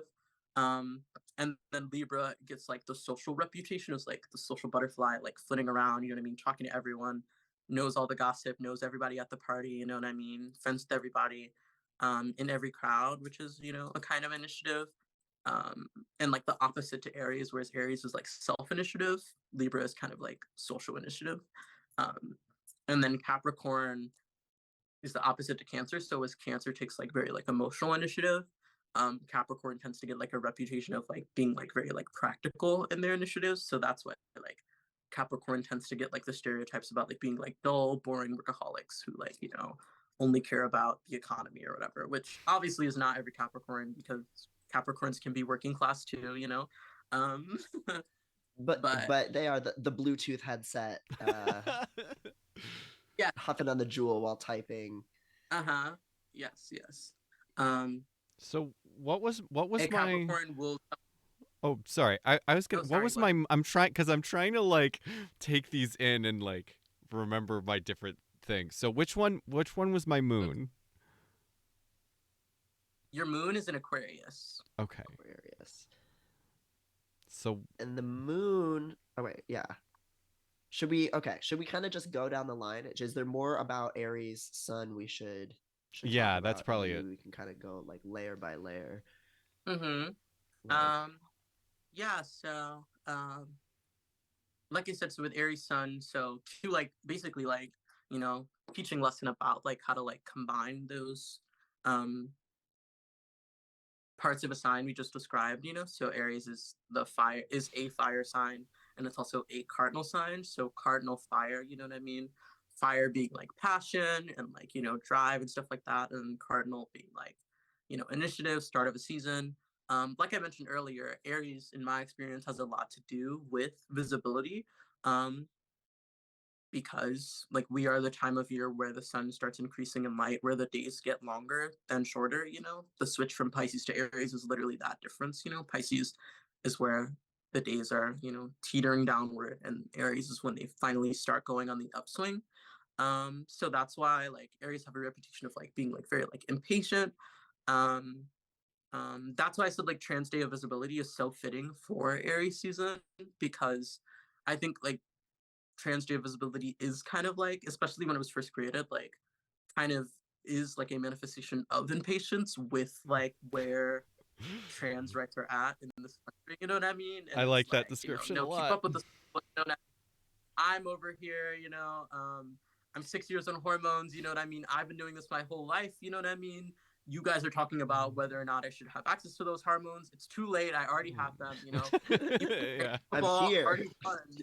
You know what I mean? Like I've Yeah. always noticed like this dissonance between like the like the like mainstream like bipartisan discourse is at, where it's like, do trans people exist? Should they be allowed? And it's like trans people have been transitioning for like centuries at this point, and it's not Yeah. exactly, that's not even just like the whole like oh, society's always had like third genders, which is true anyways, but it's not even that argument. It's literally that like in this country, yes, right beneath your eyes, the trans cabal won. We're here. So many people have transitioned. Go back, you know what I mean? We couldn't go back if we Yeah. wanted to. You know what I mean? Yeah. Like try to detransition India more. You know what I mean? How would you do it? You know what I mean? How Yep. like nothing would work.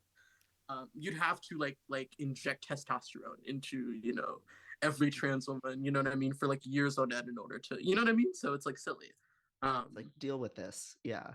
Yeah. Yeah. Which is it's very much in Aries. Like we're already here. You know what I mean? Been here. Here's a cute selfie of me. Here's what I looked like last year. You know what I mean? It's very Aries in nature. Right. I've always said that like Libra gets the reputation as like the social sign for smart reasons, but Aries and Libra are like sister signs. They're opposites, so they have a lot in common. Aries like are very much like social people in like their own way. Libra is like, I guess like Libra is like um the like connotation of social, whereas Aries is more like maybe like the denotation, like the literal meaning of like um which is like you said, kind of like the child obsessed with its own hand. You know what I mean? But eventually that kid like has eventually it realizes it can like grab things, and like throw things and like throw tantrums. You know what I mean? Alice, Yeah. that um relates like Aries at one point, I think, to like babies learning that they can yell to get what they can want to get what they want. You know what I mean? Which weirdly a lot of discourse tends to call like manipulative or whatever, and like don't pick up your baby every time it cries, because but that's like that's literally them learning to talk. You know what I mean? Like that, Right. not like its own separate like, secret.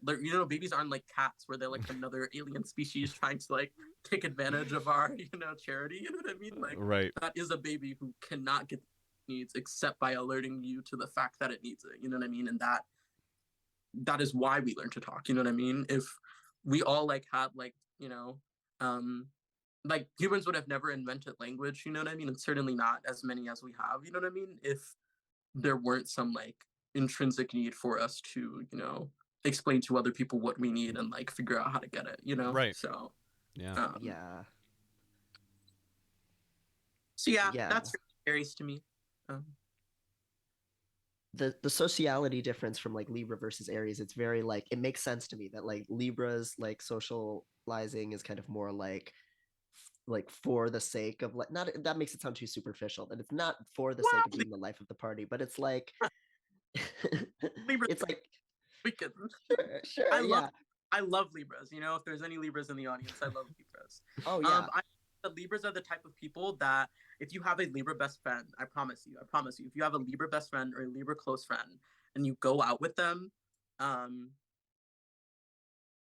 you know, they could talk to a million people at that party and then you guys leave and they tell you what they hate about everyone. Exactly. Because they're balanced, which means they see the negative in like everything too. Yeah. Yes. Yeah. Whereas I feel like Aries is sometimes, you know, a little like maybe like golden retriever energy, like good boy, like we socialize for like head pats, you know? Right. Or just like out of sheer excitement. So like with like a Libra, it might be more like thought through of like, here's the social agenda and here's how I'm gonna like accomplish something or like win people over or like, you know, whereas like, yeah, with Aries, it's more just like, hey, I actually really like your hat, you know, like it's like, yes, I made so many friends. it's so simple in a good way. And I'm like, hi, you know what I mean? Like one time I was in a coffee shop and I was like on FaceTime and I saw like a girl walk behind me with a really cute outfit. And I was like, oh my, I was with my sister on the phone, you know what I mean? I was like, do you see the girl's outfit? That was really cute. And then I turned around and I was like, your outfit's really cute. And then she was like, oh my God, your outfit's really cute. And then like I stopped, like I was on FaceTime with her sister, totally ignoring her because I was focused on the person I was meeting. And like we traded Instagrams and we talked, you know what I mean? So that's kind of, you know. Yeah. Yeah. That's kind of similar to how me and you met, Devin. It's like just a similar vibe of just like, hello, I like your vibe and what's happening, and then because we met in I think in person. Sorry. Oh, it's okay. We met in person and just yeah, like, no, it was exactly that kind of energy of just like, hey, yeah. Oh, you guys do met this. Yeah, we met at a Dorian Electric concert and oh, the person you met at a Dorian Electric concert. Okay. Yeah. At one time, or maybe you just posted on your story. Yeah. It was one of those like perfect little moments. And here we are years later. That's so fun. And total random tangent. Dorian, it sounds like, is coming out with a new album. Dorian has got like a fucking arg happening right now. So. Yeah, okay, because they have been silent. Sorry, what'd you say, Qupid? Sorry, what was it? Oh, I said I still stream Man to Man. I don't know. I love that song. Oh, it's so good. Like the first Flamboyant is just such a good album. Like I'm a basic pop child. Like I've been trying to listen to the new 10,000 Gex album and it's too punky for my fragile sensibilities to handle. Like I need things that are like pretty and easy to process. And so yeah. So Flamboyant was my favorite Dorian album by far too. Funky, but I don't like I don't like stuff that's like ugly, you know, or like screamy. Like this is scary. I don't feel safe in this song, you know. I definitely literally. Yeah. Maybe that's what was it? What Same. was the what was the goth sign? The Scorpio rising. Yeah, because that's definitely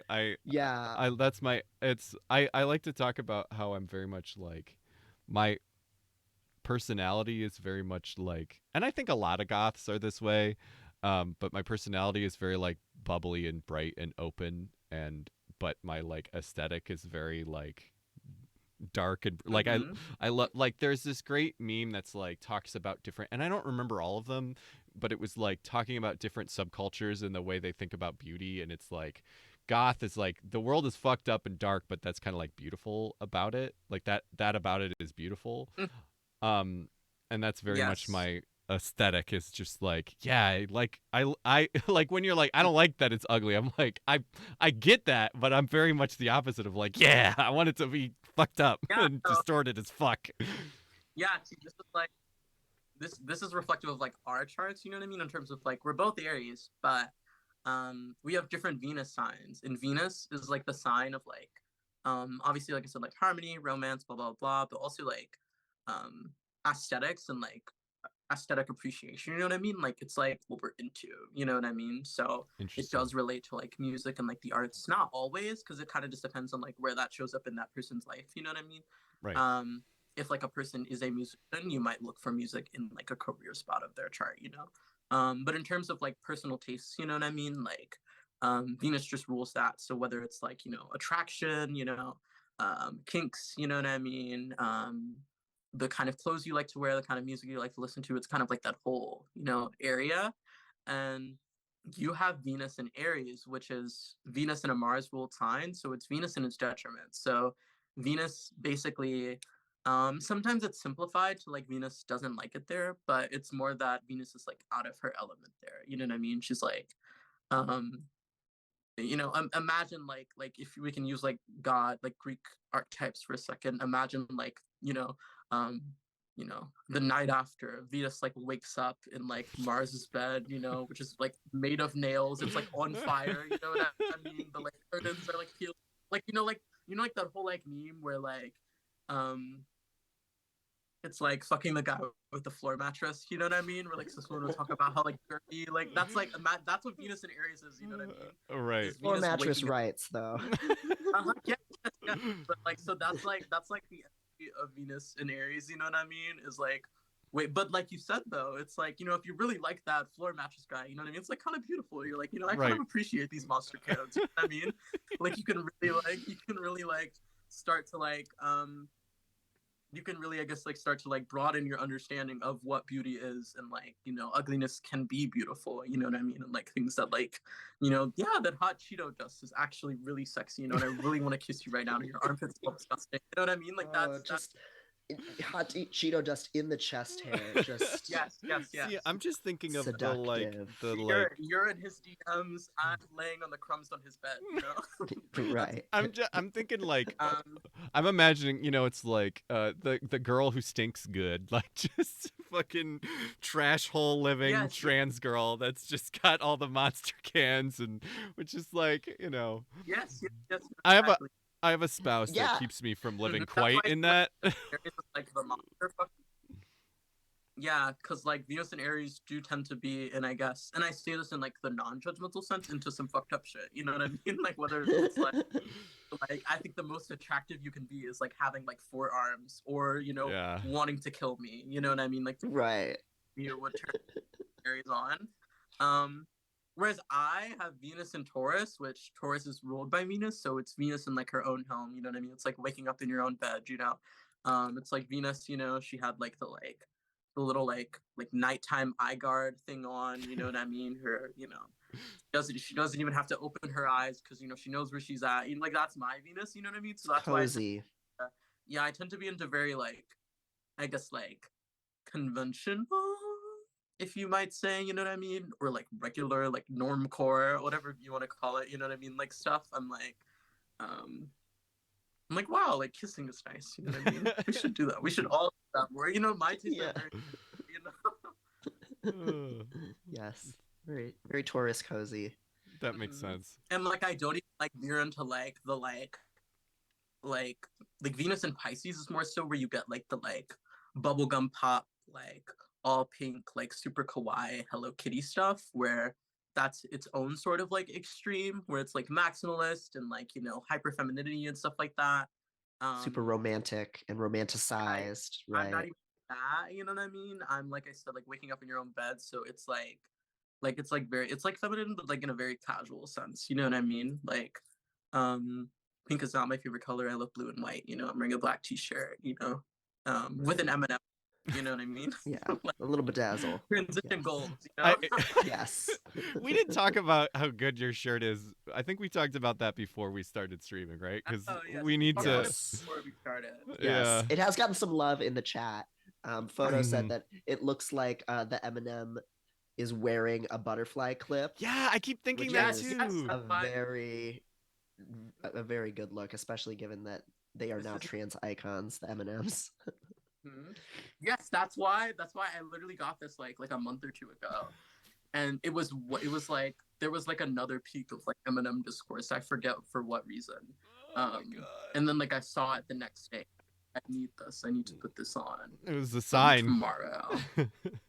Yes. Okay, And so like black bed, it's very Aries, but like yeah, it's stark colors, it's intense. Okay, so that's the sun. So Maddie's moon is Aquarius, and the moon is okay. I'll put my like very basic interpretation on it, and then you can tell me how wrong I am. I've always heard that like moon is like your emotional life, it's your inner life. It's how you feel when you're like alone at night, sad in your bed, things like that. yes. Moon is so the sun, the sun is like your like core like central personality, and then the moon, I always say the sun and the moon are like the sun and the moon are luminaries, you know what I mean? So they're like the bodies in the solar system that give off light, Um so I always call them like the most like selfish planets, but I say that in like self-focused, you know what I mean? Because kind of every other planet past those gets to on some level like how you relate to other people, you know what I mean? So Mercury is communication, you know what I mean, how you think, which of course is an internal experience on one end, but eventually the words come out of your mouth, you know what I mean? So Right. and then the more you go, the more it gets to how you relate to people. So then Venus, is like what you like, you know what I mean? So that can be, like I said, how you decorate your room, which is a very like private matter, but that's also like, you know, how you use dating apps, you know what I mean? What kind of people you make you like drop your jaw on the street, stuff like that. Mars is obviously like conflict. And then Jupiter is like kind of like your place in like the social order. Jupiter moves once a year, so it represents like classes in terms of like graduating classes, you know what I mean? So it tends to have a lot to say about like a very specific moment in time, you know what I mean? That like you carry with you though. And then Saturn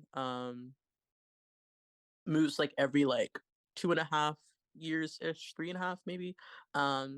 Depends on like retrogrades and stuff like that. So Saturn tends to represent like roughly just like the group of people you would have went to high school with, like that sort of age group. Um, so again, like very much like less personal and more about like certain like life conditions, like, oh yeah, you were born during the Reagan administration or the Trump administration. Qupid, Right. I'm not sure if you did it on purpose, Um, but your video did go. I don't know if that was on purpose. yeah, sorry, I'm putting my phone in the charger. One second. Oh, you're okay. I just wanted to make sure No, you you're did that on good. purpose. You're good. But yeah, so the moon is like your like emotions, your like internal compass of like feelings, you know what I mean? It's um tends to have a lot to do. Both of the luminaries tend to have a lot to do with like childhood, because um the sun is like that very like immediately obvious like light giving body. So like I said, it's um like I said, like Aries might have been the kid that like talked a lot, or was like hyperactive and stuff like that. And then your moon is like more private but still pretty like immediately obvious, especially in children who like kind of like um emotions tend to be a lot more obvious than like adults, um because they're still like learning how to express them. So that's also why people tend to relate your moon to like your relationship with like your parents, um because obviously your relationship with your parents affects so much of like the way you handle your emotions in general. Yeah. So And so Maddie's moon is in Aquarius, which is like the activist, the like nonconformist. yeah, Yeah. that's what I was gonna ask. Is like, what are even the broad strokes of Aquarius? Because like, it's not a water sign, is the thing I've learned about it, which Yes. doesn't make any sense. Counter to popular misconception. Yes. So Aquarius is the water bearer. It would have made much more sense in ancient times because they thought about rain as being of the air element and not the water element because it Oh, came okay. from like the heavens. You know what I mean?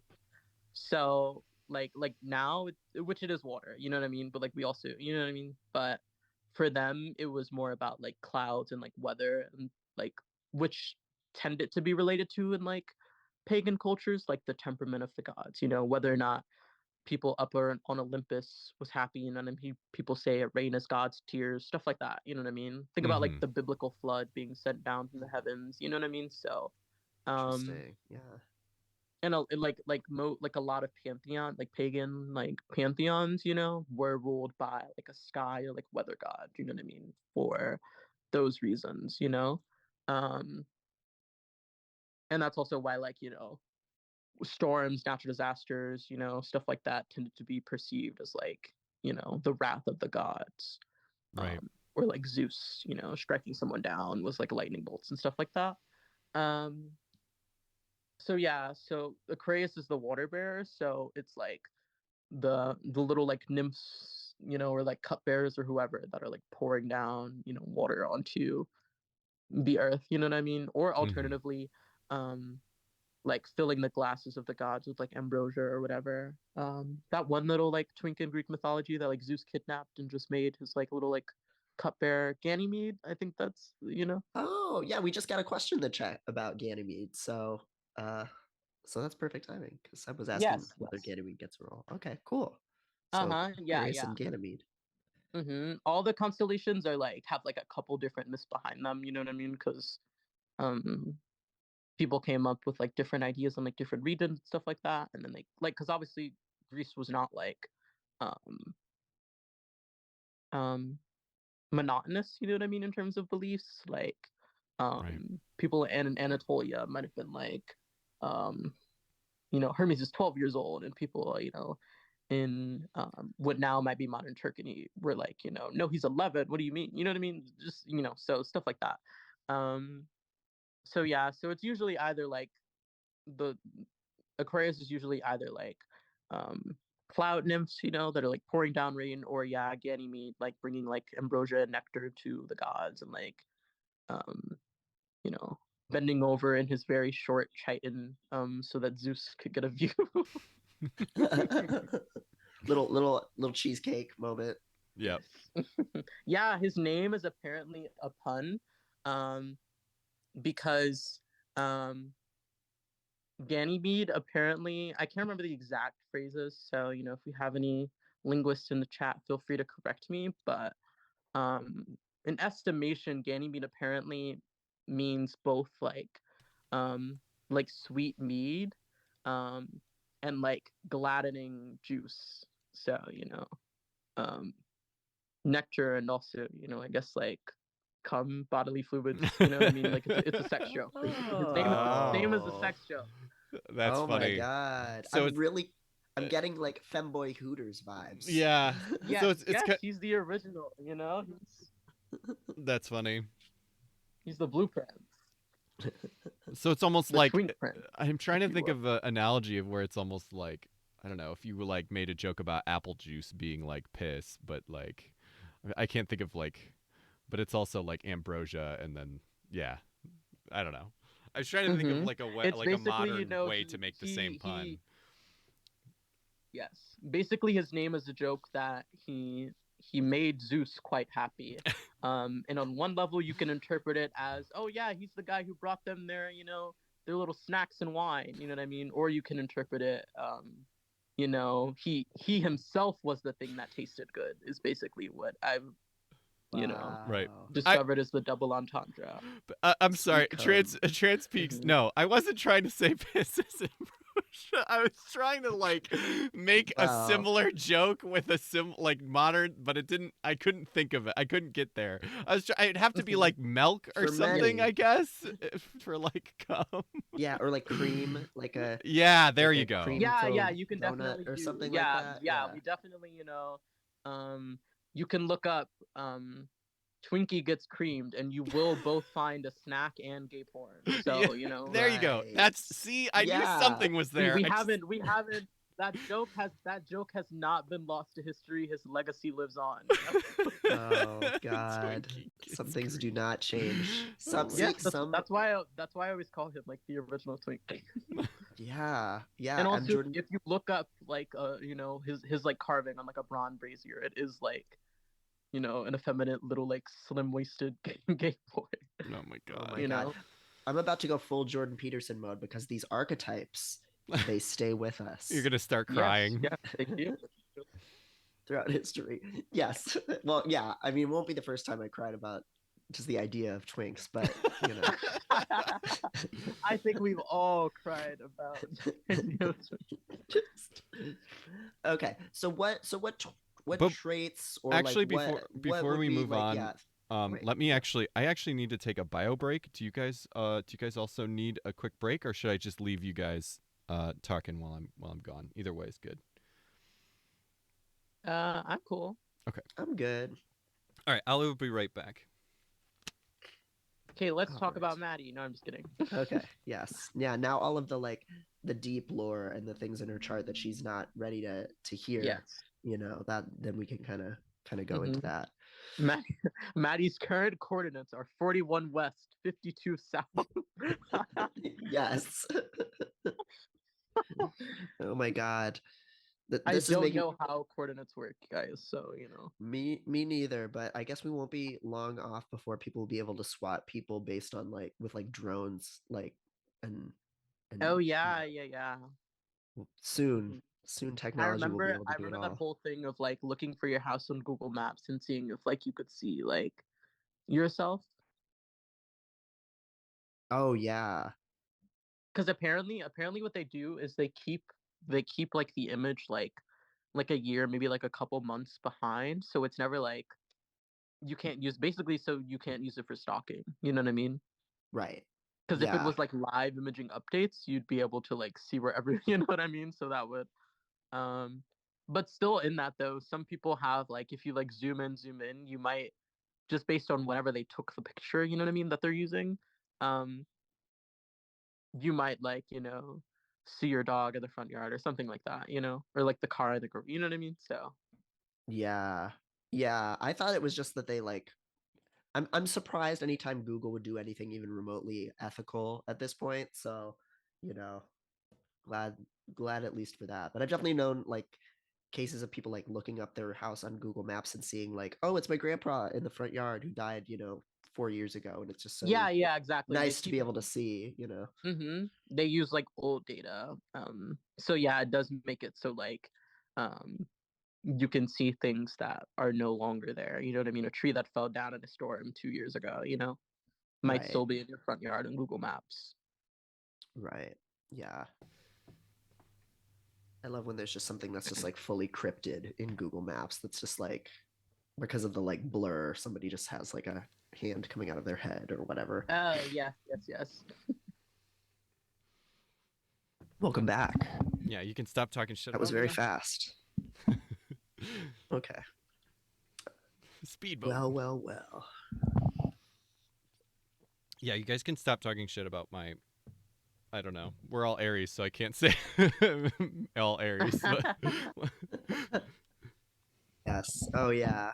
Yeah.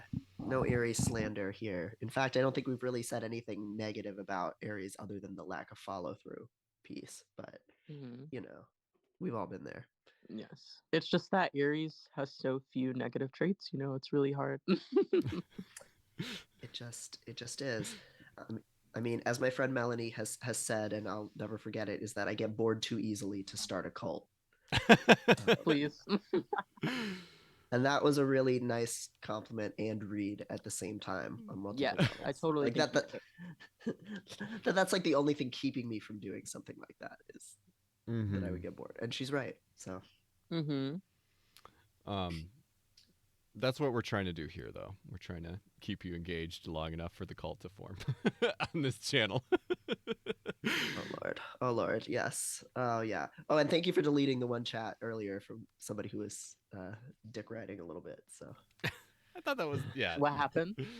oh, it was. I think that it was just somebody saying something like, "Oh, I made an account just to tell you you're hot or something like that. It's like, okay, well, It's not necessary. get out of here.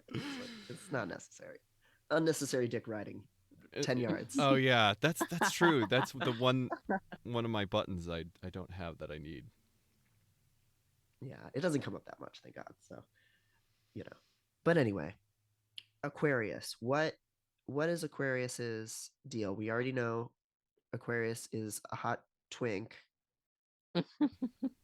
That's basically it. No, I'm just kidding. That's all you need to know. Say less. Yeah. But so there are other like because like I said, constellations, especially the ones that are like people shaped, tend to have like a couple, like backgrounds, if you will. So I know that like I think like the ancient like Sumerian, some ancient god, um like a weather god who like again like poured down rain out of like a vase or something like that, was associated with Aquarius. And I also know that Aquarius tends to be like has been historically associated with like different like flood myths. So um in Greek mythology it's like I think it's Pyrrha in Deucalion. He was basically a son of Prometheus that, basically the same shit Noah did, you know what I mean? Was gonna build a boat, survive the flood with his wife and kids, and like repopulate the earth. Um, because of like I think in Greek mythology it has something to do with like the Stone Age versus like the Gilded Age versus the Golden Age and stuff like that, because that's how they count it. Like they basically like theorized that like there had been like a couple attempts at like creating humanity, you know what I mean? And that we're on like our fourth try, which is like the Bronze Age, which is why shit is like busted now. Like there's like war and stuff like that. Right. But they were like, no, there were these first couple of tries in the same way that like it's like, oh, Adam and Eve were in Eden first and like they didn't have to do anything, you know what I mean? And it wasn't until they like disobeyed God that like we have to like, learn how to read and stuff like that. Um and the Right. Greeks had like similar theories about like, oh yeah, no, like before there were like there was like the golden age where like people, we had three lungs. So, and we could start fires with our hands, and we had, um I think that whole thing about how people used to have like two heads and four arms and four legs, and then we were like split apart, and that's why we have soulmates, has something to do with like that theory. Um, but The yeah, Hedwig so and the that's Angry Inch origin story too. Yeah. but that's where like Aquarius, yeah. But that's where Aquarius, at least for me, like gets kind of like the whole like activist stereotype. You know what I mean? Is like the person like charged with like, you know, like saving humanity. Really, you know what I mean? I definitely feel that And like way. repopulating the earth. I definitely. Yeah. Yeah. Because Yes, the way that you Aquarius talk persons tend about to have that, complex about it. because you've often talked, Maddie, about just kind of like thinking about like both like climate change in the environment and just kind of like providing like safe haven to people, Yeah. and do like literally do that for people in your life. So When I can, yeah. that does feel when you can, yeah. Yes. Which that is very fitting. Like I believe Devin, you're an Aquarius rising, aren't you? I am, yes. So that's Mhm. I guess we'll get into rising in a second here, but like I've always heard rising signs explained as like the version of yourself that you present to others to like achieve your goals. So Mhm. for me, I have always like set out to seem weird and seem like transgressive, even Yes. maybe to an extent that's more so than is actually maybe even actually true for me. Mhm. Um, Yes, Aquarius being like so the opposite to Leo can have like their own like dramatic flair, whereas Leo is like, look at me, I'm the star of the show, the center of attention, like blah blah blah. Aquarius can definitely be, oh, I'm a creep, I'm a weirdo. yes. Yeah, it's like you're trying to get attention, but not in No, that people pleaser way. You're nobody in that gets like, me. Mm-hmm. I'm a weird guy. Look at this Yeah. stupid hat I wear. Why would I wear a hat like this if I wasn't weird or whatever that Jughead Yeah. Riverdale shit.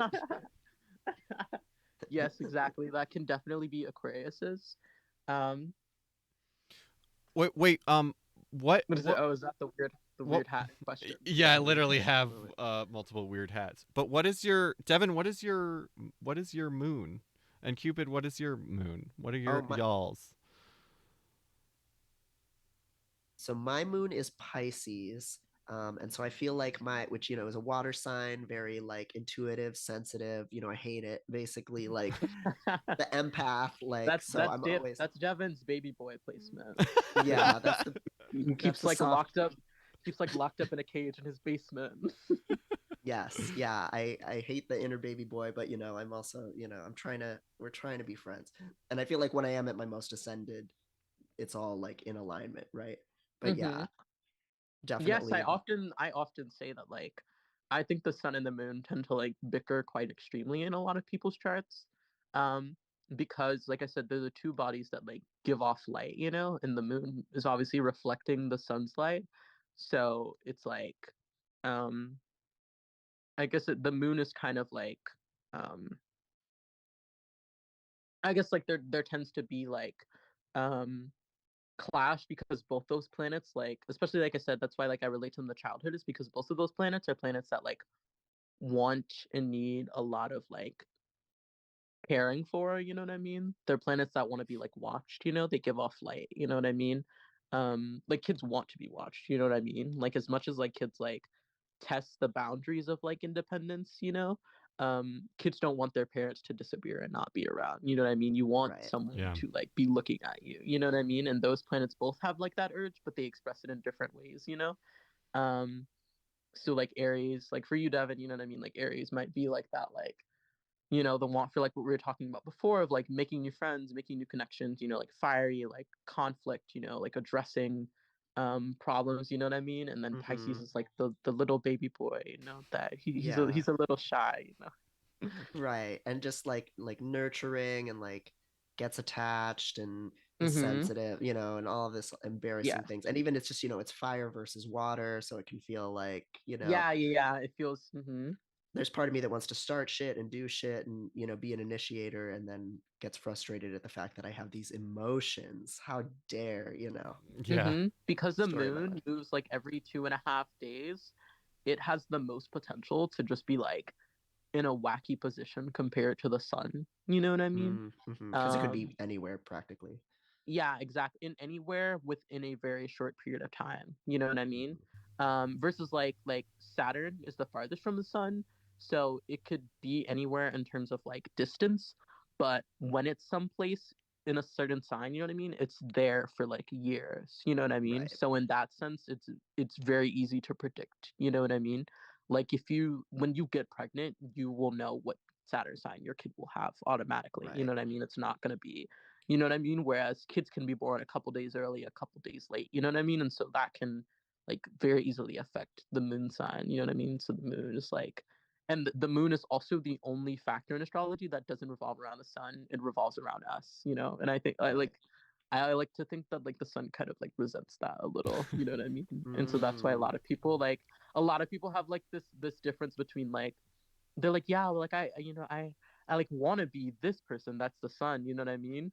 But like, God, I just feel like I'm so like pathetic or like that I need so much attention or I'm such a, whatever the like internal criticism is. But that tends to be the moon. Or yeah. like that tends to be the sun's reaction to the moon is like, why are you crying? You know what I mean? We're like the cool guy. What do you mean you're sad? You know what I mean? Right. Mm, that's super interesting. It's like, why am I burdened thinking about these things? Whether it's whatever, that kind of personal emotional drama or things like Hmm. worrying about like the future of the world and all of that Yeah, stuff. yeah. Because the sun, like everything else in the chart, like I said, revolves around the sun, you know what I mean? So the sun is like in like gravitational control and the moon is this like wild card that can go wherever it wants to, you know what I mean? So Yeah. you That's you know you might wake up one day and what you have on the schedule is work and like you wake up in the mood to party, you know what I mean, or like vice versa, and that's kind of like the sun versus the moon, you know what I mean, like what you've established is like your goal and like where you want to be and like how you want to express it, you know what I mean, and then you have just like you wake up cold, you go to sleep cold, you have nightmares, ruins your whole day, you know what I mean, or like you're like thrown off, you know what I mean, you're late for something and then like that makes you feel weird and then you feel insecure because you feel weird and then you feel weird because you feel insecure, you know what I mean, and then it's just yeah, it throws and things you're off like, but I balance. just wanted to look cute. Yeah. Right. So what is your moon, Cupid? I'm an Aries moon as well. Okay, So I I think I actually knew that. uh-huh. Yeah. I'm one of the people with the secret advantage of my sun and moon being in the same sign, so I don't have that issue. So Internal conflict. that's why I've always None. noticed it. Because actually, Devin, I was friends with so many Pisces moons in high school. Like literally, like all of my friends in high school were like Pisces moons, and that's especially because Pisces is like a water moon. You know what I mean? So it's a Hmm. it's a very like the moon is obviously like I said like your emotions and like internal temperament, and then water signs tend to be like on the more like sensitive um side. So Pisces moon Hmm. can be like a pretty like extreme moon. Yeah. Um and so like yeah, I like every Pisces moon I know, like especially like in high school, like I was always like, oh my god, why do you guys like it's like you know that like spam culture of like, I'd see these people in school and they'd be like fine, and then I'd like get on their like private story on Snapchat and they're like, God, I want to die, I want to kill myself, you know what I mean? I was like, no, and like Hmm. Yeah. Yeah, that tracks for sure. it's not always sad, you know what I mean? That's just like the easiest, like I guess like emotional extreme to like represent, you know what I mean? But obviously it can be any of the other like feelings as well, you know what I mean? Um Yeah. Yeah. I mean, yeah, for me it does feel like a very literal like daytime self versus nighttime self. Like, mhm. it's Yes, yes, yes. Uh-huh. Yes, yes. That, that's a good way to put it because the in astrology there is like if either you're a day chart or you're a night chart, and that actually decides whether or not the sun um is like the leader of your chart or the moon is. So if you're a day chart, the whoa. sun is the leader of your chart. Um um and then if you're a night chart, the moon is kind of like the leader of your chart. So for you, Okay. Maddie, you're a night chart because you're born at like yeah, well, I won't say it, but you're born, In the PM. evening, right? Um and Yeah, you could say that. so Yeah, you your could say moon that. would But it's like 8:46 or something like that. yeah, like 8:56 or something, I think. So, But so that means that my moon sign is actually in some ways more prominent than my sun mhm. sign. Interesting. Yeah, you might feel like Hmm. it like I guess like has more control than your sun does, or that like in terms of like it's hard because you don't know that much about astrology, but a lot of times when Right. I meet people who do know like a little and they're like, "Oh, well, I just relate so much more to my moon sign than my sun sign." They're a night chart, you know what I mean? Mm-hmm. Wow. And So I think like that like is like true Devin, how here. you said that we have like our diurnal selves and our nocturnal selves. I guess some people feel like their diurnal self is their true self, and some people feel like, which is like solar people, sun, and then Hmm. like people born at night tend to feel like their nocturnal self is like their most true self. I will say I'm very much a night person. It is like really difficult for me to, Mm-hmm. that. So that aspect of it is like, and I definitely like it takes me a long time to like get going in the morning, and like I feel I'm definitely one of those people that it like gets my best work done at night and stuff like that. So Mm-hmm. Yeah. Yeah, yeah, yeah. All tracks. Um, my sister is in the chat. She's an Aquarius sun, and she's Uh-huh. very iconically Aquarius in the sense that she's like very has very like alternative like fashion. She's very tatted. Her whole house is like well, I mean, again, this is also would be more Scorpio, but I think because of the like alternative aspect, she has this very like she has like a Halloween house. Like her whole house is like Halloween themed all year round, and it's this very like, and I think she kind of prides herself in being able to kind of like shut people down and like not go along with something if she doesn't believe in it. Like she was like the Mm-hmm. only atheist in her sorority and things like that. Which even being in a Yes, sorority, Aquarius are a fixed sign, so they are very much um like the fixed signs are the middle of the season, so they're the signs that like hold it down, like I said, like cardinal signs are like the signs that like start the vibe off. Aries is the friend with the lighter, you know what I mean?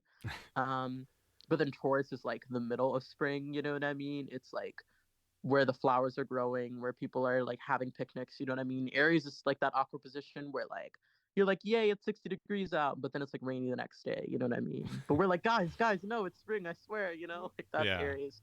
Um, whereas Taurus is kind of just like the slow and steady part of spring, and in the same sense, Aquarius is kind of like the like stablest part of winter. You know what I mean? Where it's just like it's winter.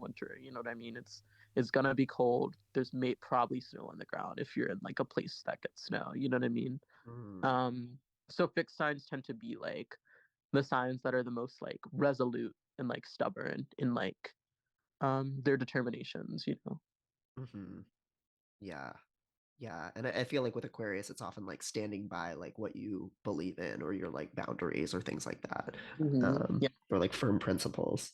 Yeah, winter being like the hardest season to live in, Aquarius is very much like um Aquarius is very much like a counterculture is culture type of person. Mm. I can vibe with that for sure. Or like the standard for an Aquarius is like, it's very like contrary, but like gonna stay in that. You know what I mean? It's not gonna switch up on you. It's like you said, I have a Halloween themed house like year round. You know what I mean? Mhm. It's like it's one thing to like go all out for Halloween, like on Halloween day. Leo might do that because they like Right. I dramatic was about to flair, you know what I say. mean? Yeah. But it's Right. Yeah. another thing to like incorporate it into like your permanent lifestyle, which is very Aquarian. Hmm. Yeah. Yeah, That. that might even be why she's so comfortable with tattoos. She's like, fuck it, Mm-hmm. Mm, I'll commit. that's the thing. Yeah.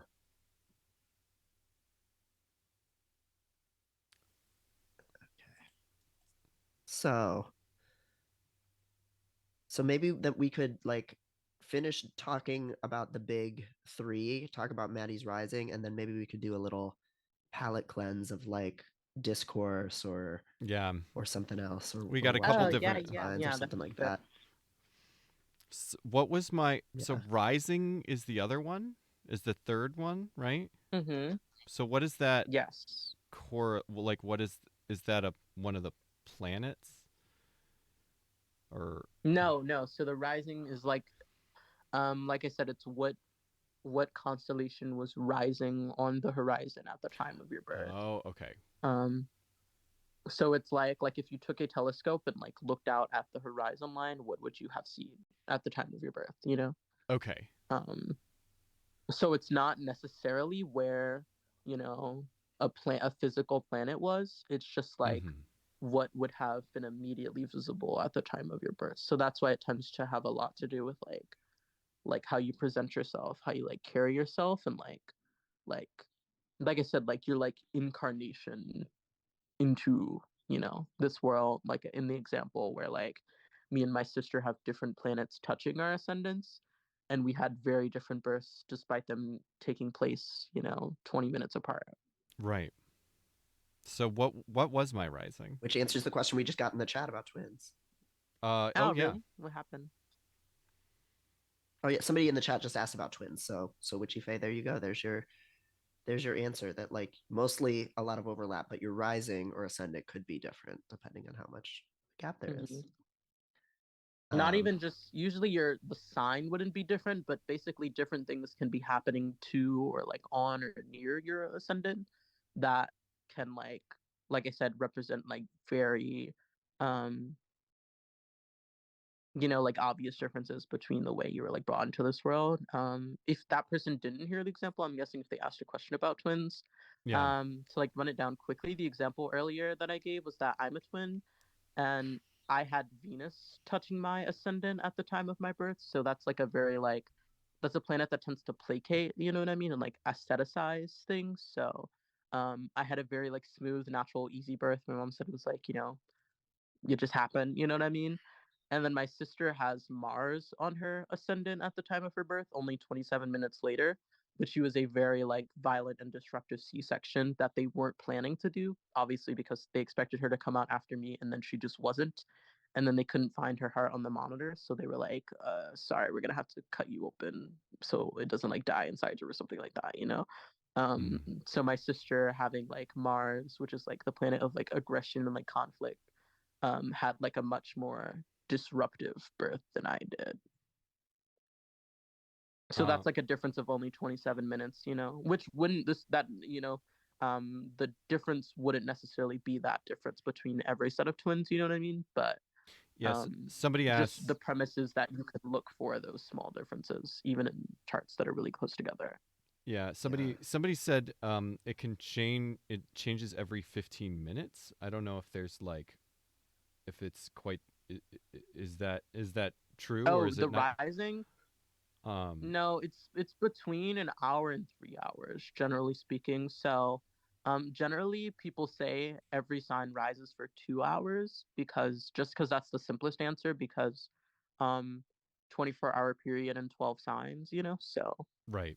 Right. divided 2 hours. But some signs actually do rise longer than others, and some rise shorter. So Libra and Scorpio are the most common rising signs because those rise the longest. So they tend to hit like more of like the 2.5, 3 hour mark than just purely two. Whereas on the opposite end, Pisces and Aries are the rarest rising signs because those tend to only rise for like 45 minutes to an hour. Okay. Oh, wow. I Interesting. did not know that. And then like it goes out like going back to like the circle chart, it goes out from there. So Libra and Scorpio are the most common, and then the two to the side of those, so Virgo to the side of Libra and Sagittarius to the side of Scorpio are like the second most common, and then like so on and so forth. And then you circle back around to Aries and Pisces where you get like the rarest. So Taurus on one side of Aries and Aquarius on the other side of Pisces are the second rarest, or Oh, the second okay. least common. Okay. Now that when I picture it with the circle chart, it makes sense. Mm-hmm. Like Yeah, that I it still Basically, I just evens out from that imagine point. imagine a pizza where there are 12 slices, but certain slices are bigger and certain slices are smaller. Right. I So put it on even though there screen are again. 12 pieces still, the pieces like don't take up an even amount of space. You know what I mean? Which Right. is how most pizzas are. There's usually like a really big slice, and that's like Aquarius. I mean, that's Libra and Scorpio, so they take up a lot of time, or more time at least than average. And then Pisces and Aries are those like slimmer like slices that only rise for like an hour or so. But it also depends on like location, like distance from the equator and stuff like that. So Right. the farther you are from the equator, the like more funky it gets. So like if you've ever seen the birth chart of people born in like Iceland and Greenland and stuff like that, it's really weird. Interesting. Oh, that's cool. Okay, so Maddie's rising is Scorpio. So What one of the more common ones. one of the more common ones, right? And what do we Basic know bitch. No. about Scorpio? um, so yes, Scorpio is a sign ruled by Mars. Um, Oh, okay. So it's the other Mars ruled sign besides Aries. Again, everything in astrology is a circle. So also the rulership is a circle. So you have Aries and Taurus ruled by Mars and Venus respectively. Or actually, let me do it the other way around. Sorry. Okay, so you have Cancer and Leo in the summer, right? And Leo's ruled by the sun, and Cancer's ruled by the moon. And then you move out from those two using like the circle chart, and you have Gemini out from Cancer and Virgo out from Leo, and those are both ruled by Mercury, the planet closest to the sun. And then you move out from those two, and you have Taurus and Libra, which are both ruled by Venus, the second closest planet to the sun. And then you move out from those two, and you have Aries and Scorpio, both ruled by Mars. And then you move out from those two, and you have um, Sagittarius and Pisces, both ruled by Jupiter. And then closing the circle, you have Capricorn and Aquarius, which are both ruled by Saturn. Okay. So, It's like astrology is all about like that circular like symmetry, like layout. mhm. Right.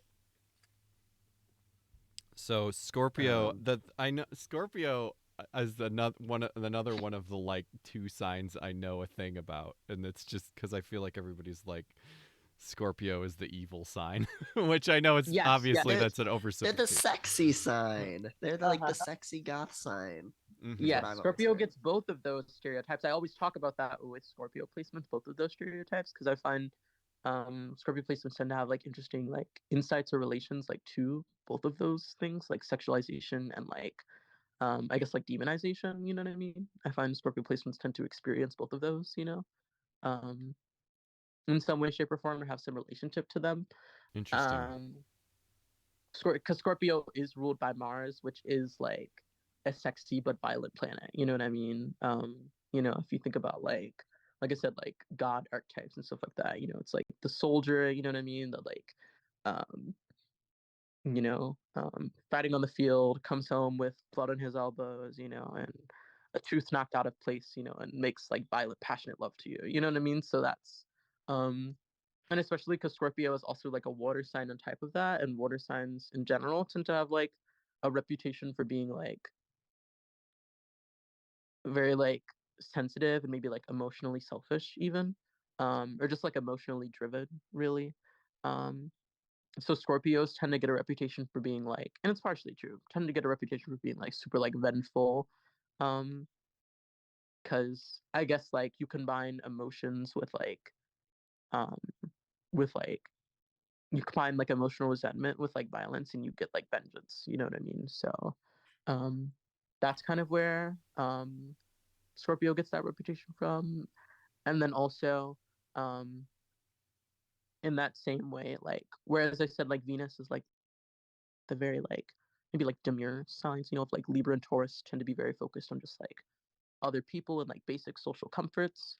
um like how we were saying about Venus and Aries, where Scorpio is that other Mars ruled sign that's very much like um, maybe more into like the ugly and like the dark and mysterious and like edgy, you know. Um, so that's why Scorpio risings like do tend to have like an alt or like goth look, and that's also that's not an uncommon look to have. It's a really popular aesthetic as far as like aesthetics goes, so we can kind of see that in the like Scorpio is one of the more common rising signs, you know what I mean? Yeah. Even though Mm-hmm. it is like a subculture, it's one of like the most famous subcultures, you know what I mean? So Yeah. it's not hard to come by. So one thing that CoStar says is that as you get older, your rising sign may become less like important in your life. Um, That's interesting. it, I don't know if that's something Cupid you have any insight on, or if you agree with that. I think the idea of it is that like there's a degree of like the rising sign is like partially like your mask or something that you present to the world, so that you might not need that as much once you come into yourself more or Mm-hmm. something like I, I that. can I can definitely like see that. I would think it more so that maybe it like matures, you know what I mean? Um, in the sense that it is true that um, your teenage years to like your early 20s and maybe even your early 30s are like tend to be very aesthetically focused, you know what I mean? You're like, how do I want to dress? You know what I mean? What kind of job do I want to have? What do I want people to know me for? And by the time you're like in the middle of your life, you tend to have that established, you know what I mean? So you don't have to try as hard, I guess is what I might say about you. So your rising sign might it might not. And also you tend to like have established social groups at that point, you know what I mean? So maybe you're like not meeting new people as much and stuff like that. So um quote unquote like how you present yourself may come up like less and less as you age, you know what I mean? Because at that point everyone you know is like, a friend or a coworker, so Right. Yeah, you might not need to be as like strategic with it. whereas That like makes think about sense. like teenagers or like people in their 20s, you know what I mean? Or like, you know, um young professionals or like in school and stuff like that, you have to be like um you know what I mean? You might be like controlling how you like, figuring out what to use as your profile picture, you know what I mean? Or like, Hmm. working on your like, you know, fleshing out your job application, you know what I mean? To give yourself like a better chance of getting hired at like the companies you want to, you know what I mean? Or like getting a degree also for like similar reasons, you know what I mean? Stuff like that. So um that may be more of a time for you to like, you um You're become trying on centered. different selves, yeah, or like ways of playing it up. The other Devin is in the chat, and she Yeah. said, "Whenever I think of Scorpio, I can only think of Drake." No, oh no! But the vengeful part, didn't like. I only just recently learned that like Drake might have put a hit out on that one What the fuck? Florida. Yeah, that one Florida rapper who died a couple of years ago. What was his name? Oh I'll look it wow. up. But yeah, so maybe Drake is vengeful, and Mhm. and I Yeah. think Scorpios do tend to hold grudges for sure. Although it definitely would be more like Scorpio suns and moons than like Scorpio risings. Mm-hmm. But I know a lot of Scorpio risings tend to um I've heard a lot of Scorpio risings say that they get told that they're intimidating. That makes sense. I'm 6'2", and Mm-hmm. I'm larger than a lot of people, and I have like a deep voice. I feel like being intimidating is absolutely fits. And Mm-hmm. Yeah, I know a lot of Scorpios feel like kind of um like wish they weren't so like physically imposing. I've heard before, especially I guess like when it's just the rising, but then they have all these other like placements that they want to like show off that aren't Scorpio and are like, maybe more like cuddly or like, um, yeah, like a lot of like Taurus and Cancer where they want to be baby, but they're like you said, 6'3" and like muscular, so it doesn't work out that way. Yeah, for me, I find it like useful, like because I feel like I'm not into like the moment you actually talk to me, like or get to know me, and even very slightly, it's like very obvious that I'm not actually intimidating, but it's very nice to Mm-hmm. like my first people's first impression of me, and this is and I don't know, this is a little bit less true now, and I don't know, it's very varied by a lot of things, but I remember in high school especially because I was like tall and I always used to wear like baggy clothes and so people were never quite sure, like I was like a stick in high school, but I wore baggy clothes so people didn't necessarily know that.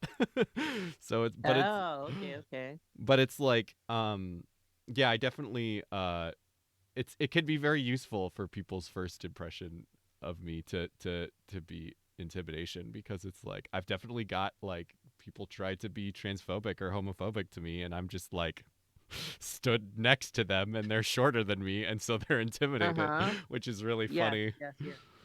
I can definitely imagine that.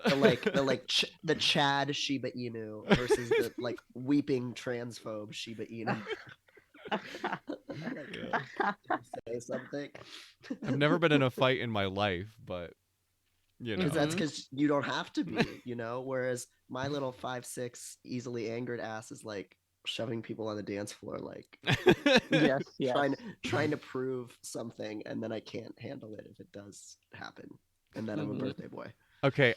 Yeah, it's see, my I'm a birthday. Taurus rising, which is opposite Scorpio. So I tend to get told that like I'm like very approachable or like very easy to like meet and greet, if you will. Like people like do just like come up to me and like uh, express like immediate comfortability. You know what I mean? Even if they don't like say it with their words, you know what I mean? Like I guess it's like the opposite of being intimidating. Like I said, you know what I mean? It's like people just tend to approach. Yeah. And I am like, especially for a trans girl, I am like on the shorter side. I'm only 5'8". I bet you can buy shoes at thrift stores. Okay, I'm like I'm a 11 in women still, so I'm like the very end of being able to do that. You know.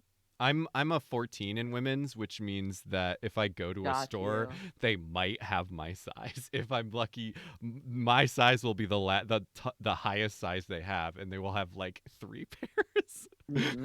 I find, because obviously most of the shoes are like given to the thrift store by cis women, that I usually there's like 111 in the whole store. You know what I mean? So if I just go in on the right day and like a size 11 woman just donated that or whatever, I'll find something cool. But yeah, for me, I most always of the like women's shoes in thrift stores tend to be like 7 to 9. Yeah, my my when I actually always look at the shoes, because I know if there are women's shoes that are 14s, they're not fucking leaving the store and they're going to be there for 6 months. So Oh, that's kind of convenient. yeah, Yeah. so it's very rare I will find them, but I do find them sometimes because That's really cool. ain't nobody Yeah, I else buying definitely have- those.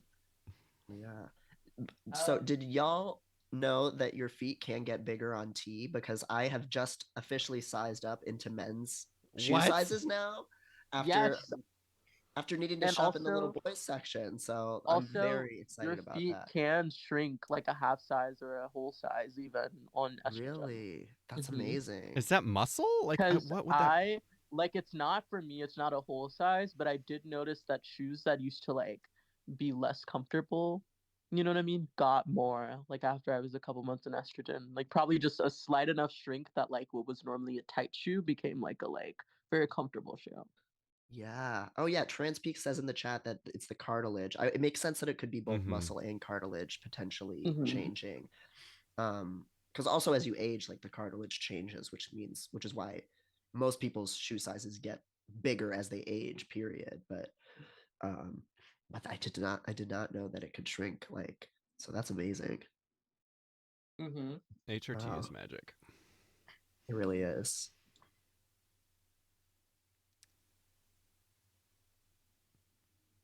Shoe shopping. So Transday invisibility. Transday Yes. visibility. We're talking about shoes. Shoes. This is the discourse we need. Yeah. Yes. Do we want to watch some videos? Yeah, sure. Yeah. Yeah. So So I pulled a YouTube compilation that is the signs as vines. So because they're vines, it's going to be very chaotic because they're so short. But yeah, so we can like watch these and then like, I don't know, Maddie, if you feel like you have any questions, you can just pause one. yeah, I was gonna say just start if either of you guys. So I'll have my finger on the pause button. So either of you guys, if you want to make a comment about anything or if I have a question, just start talking and I'll pause the video and we can go back to it and watch it again or whatever. Okay, perfect. Because since they're vines, it'll go by like Yeah, very quickly. so Qupid, can you let me make sure I'm actually on the right screen for y'all. Yep, 3 watching. Can you see the my screen? Yes. Okay, I cool. can. Man, do you have any shaving cream? No, I don't like the way that it tastes. Wait, you eat shaving cream? No, why would I eat it if I don't like the taste? Oh no! I love that guy. Oh no! Oh yeah! That's so true. That's Yeah. so true. That one definitely Yes. does. I think we could. I can relate to that one. Yes, same.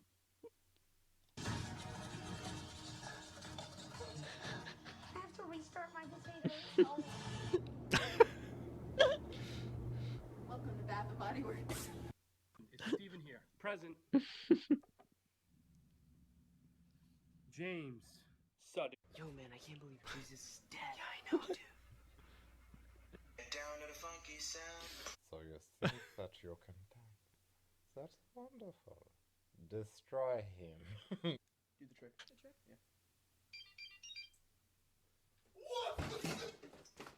Yeah. So you'll do it? Yeah, man, I'll kill him. For how much?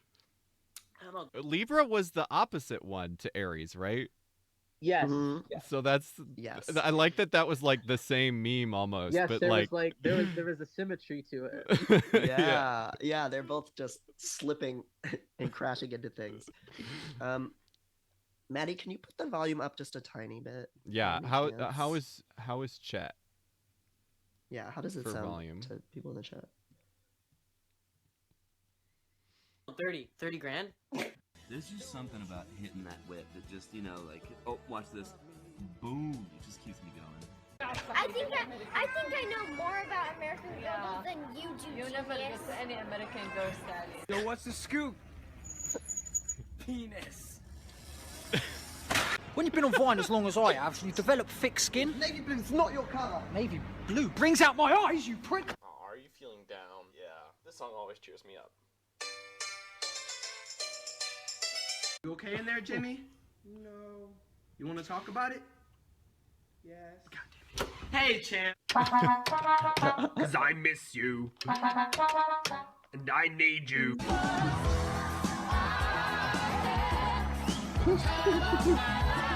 How come? I feel like a lot of these are Sagittarius and Cancer. Are those ones also opposite? I'm trying to learn. No, actually. Those are just not. Sagittarius is opposite Gemini and Cancer is opposite Capricorn. Okay. I'm trying to learn. You've never heard a pterodactyl go to the bathroom. Because the pee is silent. That was very Leo. This is very Aquarius. Free spirit. Yeah. Yes. Okay. That But like obviously garnering attention in a way, you know what I mean? Yeah, it's like I don't care what people think. Look at me, France. I don't care about what people think as I do this for attention. Yes. But you know that there is no innocent one in this game for two. I go, and then you. Sometimes the world looks perfect. Dude, I said about nothing like workaholism. Son of a bitch, Sam. Yeah. That's gonna get. Sorry, you said about workaholism. Yeah, with like Tauruses, and also just like high expectations in terms of like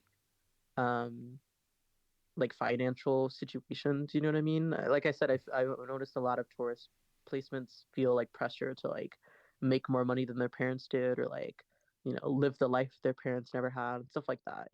Mm-hmm. I give you lung cancer, Dean. Your mom's gonna give me lung cancer. We're the same mom and she's dead, Dean. I think you're my only friend. I'm not your friend. I'm not your friend. I'll freaking stomach. Wait, I just wanted to go back. I just had the thought: are there canon signs for the? Because this is supposed to be a supernatural meme. Like, are there actual canon signs to these characters? Because I have no idea. That would be. I mean, it might just be. It's probably just unrelated, but. Oh, okay. Yes, there are canon signs, and those are wrong. Says my Valence. Okay.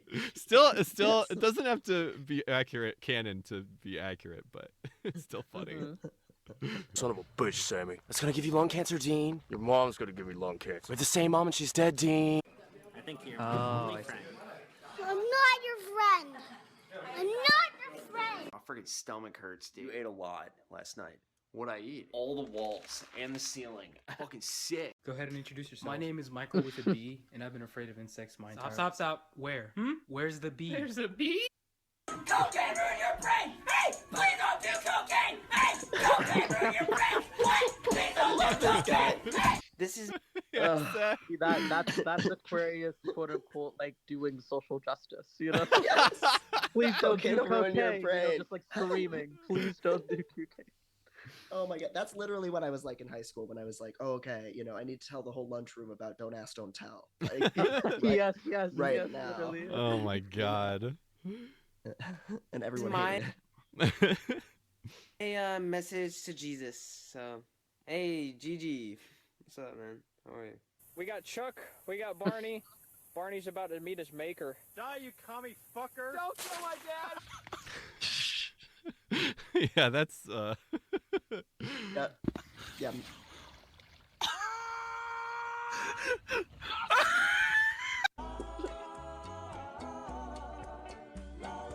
What's up, dude?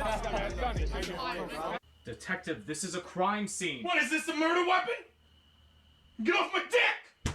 That moment when you enter a room and forget why you went in there. What you say? Oh, that's right. I was getting chased by a serial killer. That was really funny, actually. Oh my god, the storytelling quality they could do in 7 seconds. It's Forgetting really... why you walked into a room, and then it's because you were running away from a serial killer. Mm-hmm. Are these all actual vines? Like, are these actually from that? Because it's like, how many fucking years ago now? Yeah, I can't remember. Was it like 2010 or something when Vine came out, or something crazy like that? Yeah, that's so wild. It's still so much part of the culture. Paper. Scissors! You always pick paper! I'm just looking because I can control my emotions. Look, dude. Don't worry about it. things will get better. Just keep your head up. All right, perfect. And are you part of our Super Saver Shopper Club? No, I'm not. That is low-key how Libras give advice. Yeah. just vagaries and keep your head up. You know, things will get better. Come on, brain. Think of things. Come on, brain. Think of things. Lin-Manuel Miranda. He's so smart. Here's like actual Wait, is that actually was Lin-Manuel Miranda on Vine? Yeah, he was. That's so funny. He would be on Vine. Yeah, apparently he's playing Hermes in the like Percy Jackson like TV show that's coming out. I mean, I bet he'll have a lot of fun with that. The musical. That's why I said it. I think he'll do a really good job. He's very, you know, he's very that. He's very cartoony like that. Yeah, and the musical theater kid in him will eat it up. Muskman, it's for our says Muskman keeps talking about bringing Vine back as an all-American TikTok, which is like, if they actually, if he fucking brings it back and then they ban TikTok, like that might be an actual fucking smart thing that he like. Business decision. That's actually a good business decision somehow. Yeah, but the idea that Vine is all-American TikTok is really like. Oh, you think it was Americans that made Vine good? Okay, let's see. Let's see who. No, it doesn't matter who made it good. It just matters who owns the data, right? Like, it's the only reason. That's true. Can we? Okay. Just while I'm reminded of this, I just want to go look up what everybody in the chat go look up what's on that fucking bill because it's really fucked. It's bad. We're not going to do a whole thing about it right now, but I did want, if you're not familiar, look up the Restrict Act because the act itself is like bans Vine, or excuse me, bans Vine. They're going to delete every Vine video off compilation off YouTube. It's fucked up. No, I'm but sign my petition. It's basically they are banning things like VPNs, and banning and basically it will give the U.S. government control over every way in which you like send and receive data. So anything that sends and receives data, that they will be able to fucking control and like ban, and with punishments that are like $1 million and 20 years in jail for like using a VPN to access TikTok. Like that specifically is one of the things that'll be fucking controlled. Yes. It's truly fucked. It is a terrible Patriot Act version 2 for the internet. So if you're not, you know, I'm not trying to be like, if you're not scared, be scared, but like at least if there's anyone who isn't familiar with it, at least familiarize yourself and, you know. Yeah, that it's not, oh, TikTok's going to get banned. And, you know, as Seb just put in the chat, you know, China connects to your Wi-Fi. So you should be scared and right to ban TikTok. Like it's so much bigger than that. Even if, you know, like I hate TikTok, but it's still, this is not ever a good development, even if it was just the government trying to ban one app, and it's so much more than that. Right. I'm very much somebody who's like, I don't know, I don't like people who are like, well, China is anti-American and America sucks, so that must mean China is great. And it's like, no, right. China is like a totalitarian government for sure, but it's like, and you know, our corporations are also super fucking evil, so it's like, it's not like it's worse that China has your data, it's just like just as bad. It's like the same amount of bad. It's just, oh, okay, so you agree that having these kind of draconian media policies and like a carceral justice system that like arrests people who criticize the empire, you agree that's a bad thing. Okay, right. Yes, interesting. You know, right, it's all bad, and don't try to do you know, us or them, because it's both bad. But anyway, that's my rant one because I was reminded of it. Let's watch more of these dumb videos. Out here, what's the best kind of firework to buy? Wouldn't you like to know, weather boy? Where are your parents? Kid's sketchy. 'Cause every time we touch, I get this feeling, and every time we kiss, I swear I could fly. The air signs. Last night? It was so fun. Victoria, you know damn well why I didn't come, so shut the hell up, you shady bitch. All right, that's gonna be 50 cents. 50 cents. I thought this was the dollar store. Something fishy's going on here. I'm gonna munch. I'm gonna crunch.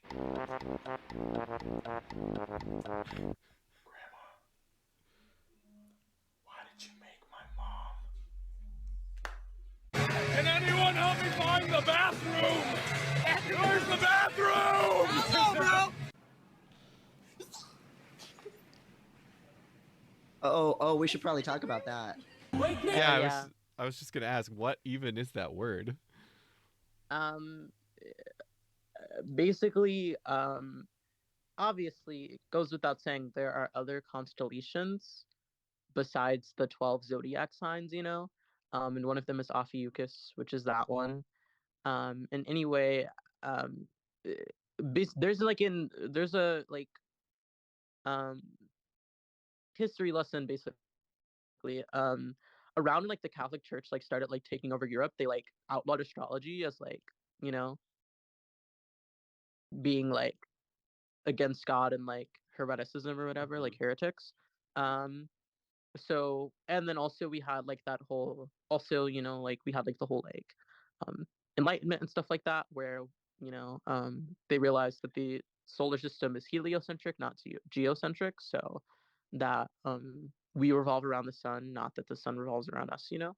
Um and those like two things in tandem basically like um you couldn't like be an astrologer publicly at that point in time. So that's where we got like the split between like astrology and astronomy, where astronomy is like the, you know, I guess like scientific study of the cosmos, and astrology is like um the like woo woo mumbo jumbo one, you know what I mean? But before that, they were one and the same, you know, and there wasn't a distinction. Astronomy like didn't exist as a word, you know, um, like all your favorite. That's the thing is like before we had like calculators and like websites, you know, astrology had to be like calculated by hand. So like most famous mathematicians were astrologers because those were the people that could do it. Period. You know. Um, and it's also it used to be much more of like an upper class thing because you'd have to pay one of those people to draw up a chart. Um, so it used to be mainly a thing that like aristocrats and like royals in different times periods did. Um, at least on like the European continent. Um, but anyways, and basically that beef has kind of like never fully dissolved. Um, and so astronomers like hate astrology because they see it as like um I guess like ruining their street cred, you know what I mean? And like they're like, no, we're like smart and we talk about supernovas and you guys talk about, you know, feelings. So Right. but yeah, so there's been a beef. And then when astrology like got repopularized in like the 20th century because of like magazines and like horoscopes and stuff like that, um it was actually a group of astronomers that like petitioned the government so that astrologers had to include that little like blurb that like this is for entertainment purposes only.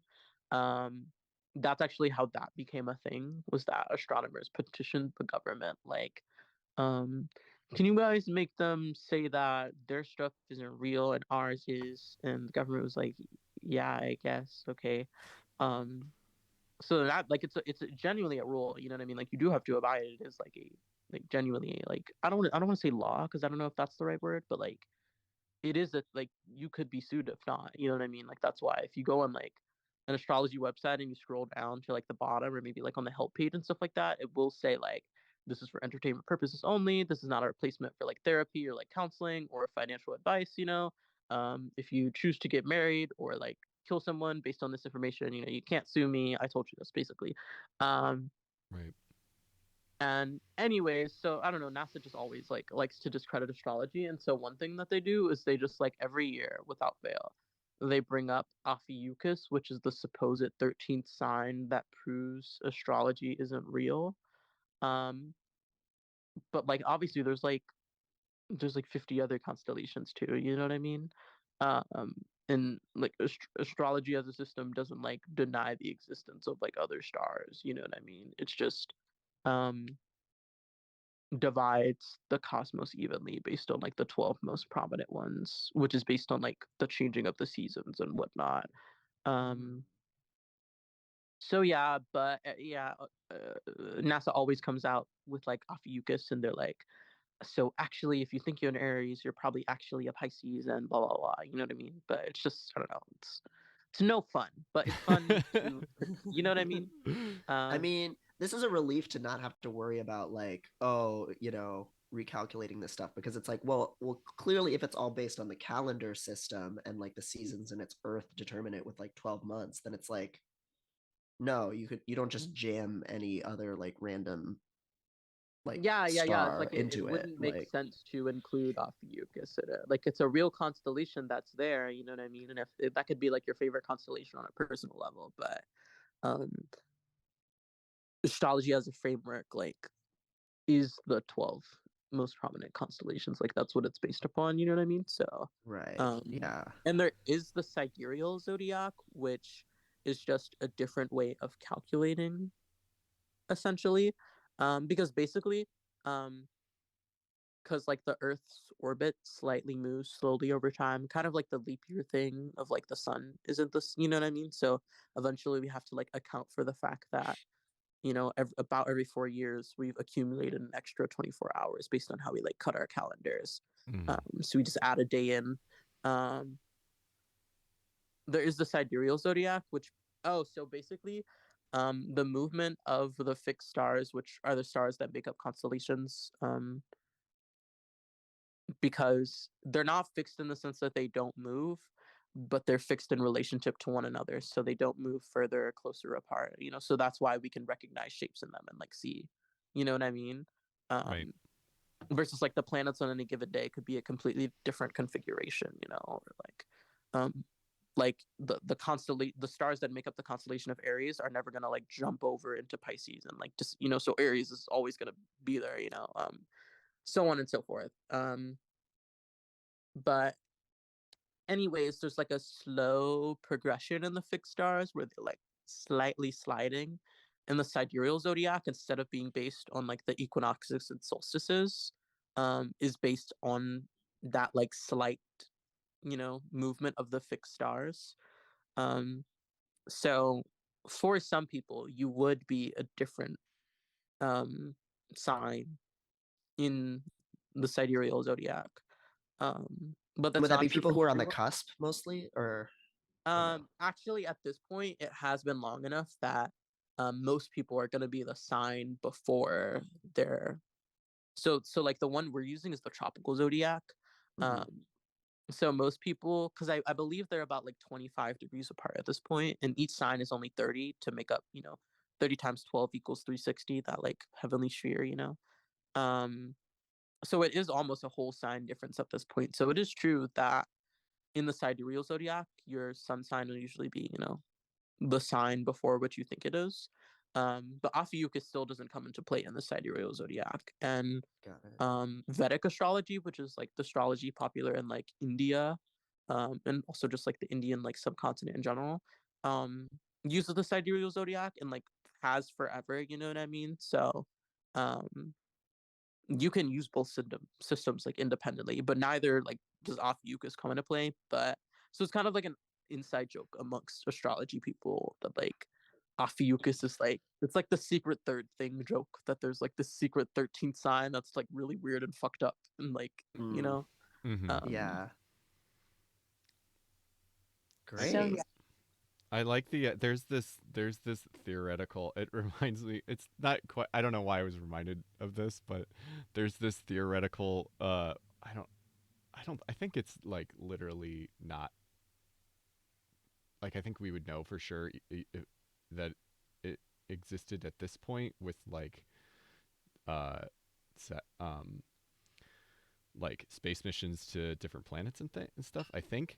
But there's this idea that there could be this extra planet behind that just has our opposite orbit, and so it would always be hidden behind the sun. And Well, it's so like one of those like not falsifiable kind of claims, like there's right, no way to know. right. And I think at this point it is falsifiable because we've sent like Mars rovers, and like we would be able to see it from because we've gone off the planet. But like I just love this. It's like a sci-fi idea that it's like, oh yeah, there's actually this other planet with all these other aliens on it on the other side. But yeah. Yeah, I one time read a really, really fun short story, like sci-fi short story, that was basically like if humanity had sprung up on Venus instead of Earth, and like Venus's atmosphere is weird, and also like it's like days versus like years are weird. So it's like the day you're born is like most of your life. You know what I mean? Like you turn like 25, from like sunset to sunrise the day you're born and stuff like. Because it so doesn't rotate. Yeah. It was really cool. It was really interesting. Like like seeing how like a theoretical civilization would like operate, like where essentially like time worked differently. You know what I mean? Yeah, That's like how really you would cool. think about aging and progression of time would Yeah, be yeah. so If like different. if like within your life you only see one sunset versus one a day. You know what I mean? Yeah. That's super cool. It's wild. But then it was also like because and then I think there's like a whole season of the year though that's like no sun period. You know what I mean? So it'd be like there'd be like people born and died in the darkness. You know what I mean? And like never saw the sun at all and stuff like that. It was really interesting. I can't remember all the specifics, but it was really cool. That's really cool. Yeah, Venus. It's interesting because Venus is actually a planet that we've found a life signature on. Like, I don't know if y'all have heard about this, but there is basically, if I'm trying, I haven't read about this in a while, but basically there is like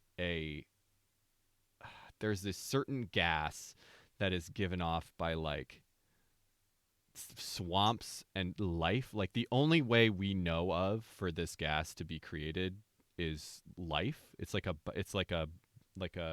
waste byproduct of some specific organisms. And they found, and so somebody was like, here's an interesting like specific material that we could look for in the universe and see if we can find it anywhere, because presumably it would mean life exists on where we see it. And they looked at Venus as like actually originally they looked at it just as like like they weren't looking for it. They were like, we're just going to test the math to figure out when we're looking at it. And kind of like as a control. Right. And TransPeak said phosphine gas. Phosphine. Yeah. Yep. And they actually found it in the acidic clouds floating above the planet. So there is like, and this was for, this kind of science goes really slow. But as far as I know, it still hasn't been disproven. And it's possible there is like some kind of geological explanation or some kind of chemical explanation for this that doesn't mean life. But as we know it right now, like from what we know right now, no one has disproven that there's life on Venus, and so there's just fucking microbes floating around in Same thing with similar thing with like Neptune, and like Neptune has like a bunch of like frozen oceans that obviously like we can't see below the surface of, I believe. I think it's the moons of the moons of, right? Isn't it like Oceania? I think Io. There's a couple different things, because like the further you go out, the more the planets are made from like ice and rock, so there does tend to be like but I know specifically, I'm pretty sure Neptune has like oceans, if you will, and so it's like proposed that like is entirely possible. There's some kind of, even if like just like single cell organisms floating about in there, or like water bears or whatever. Right. Yeah, because it's presumably liquid water under a certain depth. Yes, exactly. So anyway, tangent aside, we have even our oceans we haven't fully explored. Yeah, because we can't. Yeah, there's so much that we don't know. Loch Ness monster down there. Absolutely. Little. TransPeak put a link in the chat to that Venus. I guess it was in 2020. Yeah, I remember it was in fucking 2020 because shit was so weird. And then it's like, oh yeah, also life, other life in the solar system might exist. So deal with that too. Yeah, while your whole world is just being disrupted. And that's also just when like a bunch of documents got declassified that were like, oh yeah, basically we do have like Oh yeah, all the some UFO shit. evidence of like extraterrestrial or like whatever, like not contact because it's not like it's any kind of intelligence, but it's like there's shit. There's shit. Shit we can't explain. Wait, Yes. let me look up something really quick because I want to say it, but I don't remember what it's called.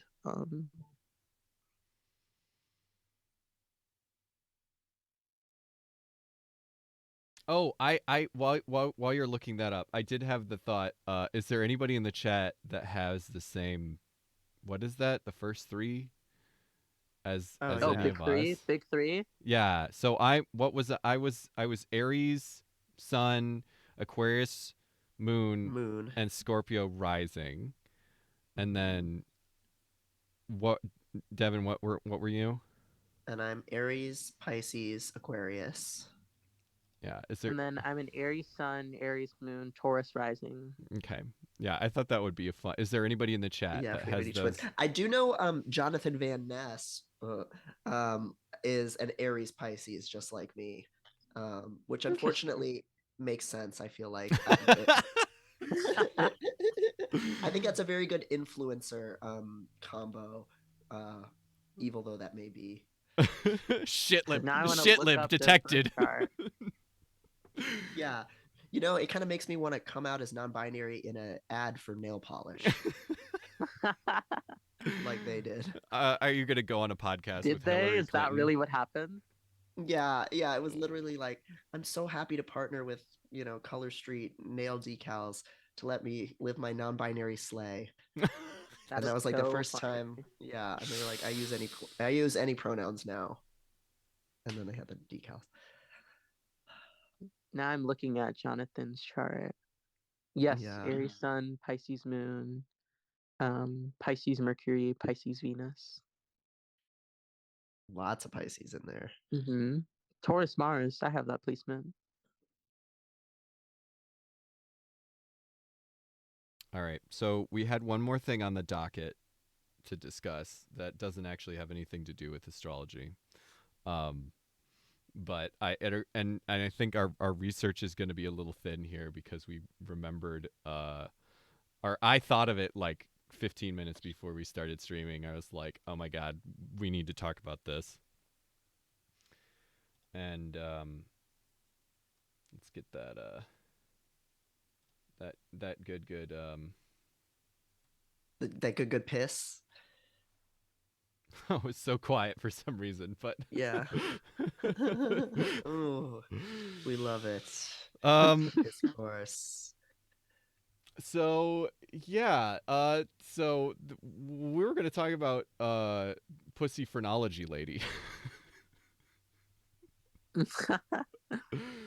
My hero. No. Our Shiro. Oh yeah. So basically, let's see if we can. So yeah, if you want to take a stab. We can both kind of put it together, but okay. So this was Twitter user at Maddie Clit, who, God, Maddie. I feel like maybe you know it best. You can, if you want. So basically, I'm gonna put this in this Jezebel article you found in the chat if anybody wants the whole story, because we apologize if we don't get it all right. It was just mostly we wanted to dunk on this because it was funny.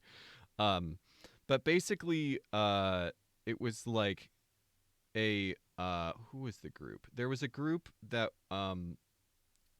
the Vulva Project or something, some kind of like some kind of group that was trying to destigmatize like different kinds of vulvas and different kinds of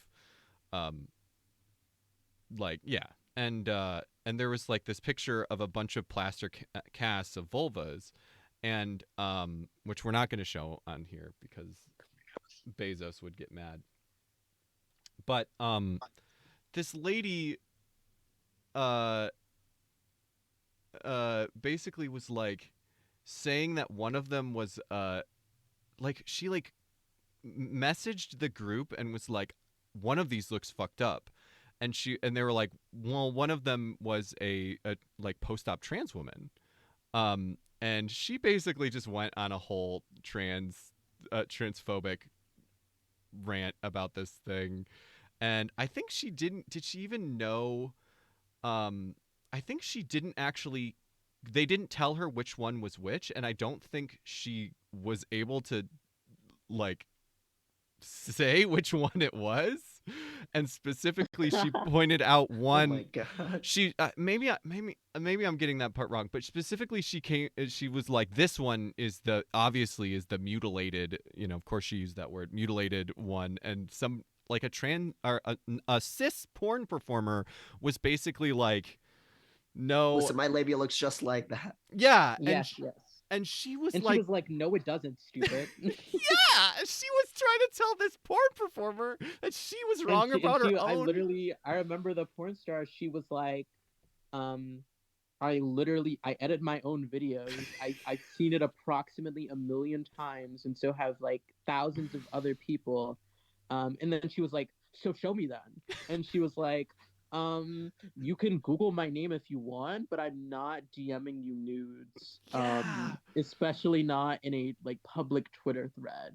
And then the like vagina phrenology or vulva phrenology lady was like, I looked it up and I think you need to take a second glance. Like, look closer at your own labia. And the porn star was like, I edit my own videos. Yeah. Like, I think the phrenology lady, she said like,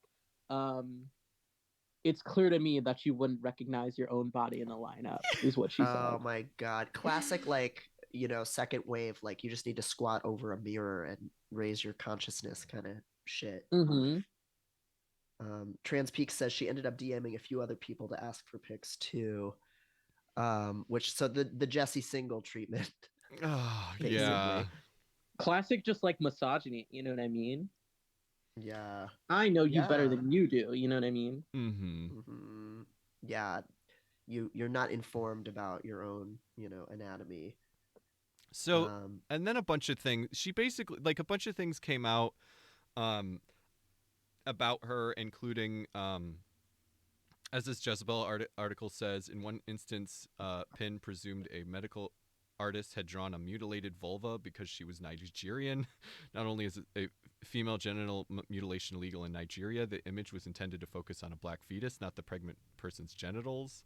So basically, she's just like assumed there was mutilation happening because it was someone in Africa in general, and doesn't know the specifics of that at all. And then she told on herself by saying that she fingered a bunch of cadavers, which is so fucked up. So strange. Her account is now suspended on Twitter, which is beautiful. I guess, and Seb, thanks for the clarification that she was looking for the G spot on the cadaver, and her dad was in the room, or like her dad was like in the other room next door or something like that, because he bought the cadavers. Which is like, what the? Basically, she was like, "Yeah, I got to do whatever I wanted." Like, if I'm remembering what she said, the events was that she was trying to do this research because she was trying to like identify the G spot or something, like, and so she was like fingering cadavers in a medical class, and she was or like in a medical environment, and they're basically like, you can't do that, that's fucked up. And this is from her own account, and she was like, well, fine, I'll get my daddy to go buy me some fucking, not even full corpses, because she was like grossly, like, content warning for grossness, but she was like, yeah, they're not even full, they're just like hip areas. And she was like, and she was literally like describing how she was sticking her fucking hand in them, and this is what TERFs are like. This is what TERFism does to your fucking brain. The level of just like fetishization and obsession is like unreal. And why? To what end? Like, oh my god, it's sick. Very, very strange. So I don't know if we have I don't know if we have a point to make other than just look at the freaks. Like, Well, yeah, I mean, wasn't she also trying to like categorize like that there's like only a certain like fixed number of like labia types and like, they can't really be like the lips can't really be any bigger than a certain amount. It's just things that are just like Yeah. completely untrue yeah. And in what she like said when like trans people started like being like, blah blah blah, you know what I mean? What she said that she was going to do, I guess, is like, I don't know, vengeance or like her ultimate goal. Um, she said that she's going to teach cis men about this so that they can basically, I guess, like recognize when someone they're hooking up with is actually a post-op trans woman so Yeah. that oh they'll my like God. lash out essentially, you know what I mean? Basically like encouraging trans panicking. She was like, I'll teach them how to recognize the difference between, um It was yeah. it was super weird So because she was basically dangerous. like, it's that like, look at what you made me do. Which like for the record, if she had succeeded, you know what I mean, would get cis women killed. You know what I mean? Yeah. Because Yeah. the average trans woman doesn't have SRS, you know what I mean? And cis women's bodies do come in a wide variety of shapes and sizes, so it wouldn't be, just like statistically, you know what I mean? It Yeah. would be much more likely that that would be like a cis woman who just, I guess had quote unquote like an abnormal labia or whatever, than it would be like a post-op trans woman, Yep. with botched results or whatever. Yeah. It's really fucked up. And she was basically like, because I'm getting all of this pushback, I'm gonna do that. Like, she acknowledged it was fucked up, which is the Yeah, worst like thing. she was like threatening like the public with that. She was like, fine, well if you dumb women won't listen, I'm gonna tell men how to do this so that they'll, Yeah. I'm gonna release the pussy documents on yes. the public. I'm gonna leak the pussy. The dossier, is there's got to be something like the Kraken, but the cunt kid. There's something there. I don't know what it is. Oh my God. Oh. TransPeak says that she also said she was doing it to help doctors do better vaginoplasty. So she was just all over the place. It was hard to tell what was sincere. Yeah. Yeah, like, and this person has like made this their life. Like their username, their handle was MediClit. Like they are like obsessed with like vaginal anatomy. Mm-hmm. And why? Like, why is she so upset about this? It's just like that thing where it's like eventually every turf will be, when presented with a like what that fucking great screenshot of like there's like a turf on Twitter and somebody's like, do I look like a man? And then they post a picture of fucking JK Rowling and they're like, yeah, obvious male jaw, obvious male bones. Total male jaw and masculine shoulder structure, and it's like Scarlett Johansson. Yeah. Literally, transvestigation, like that page is like, oh God. Transvestigators are crazy.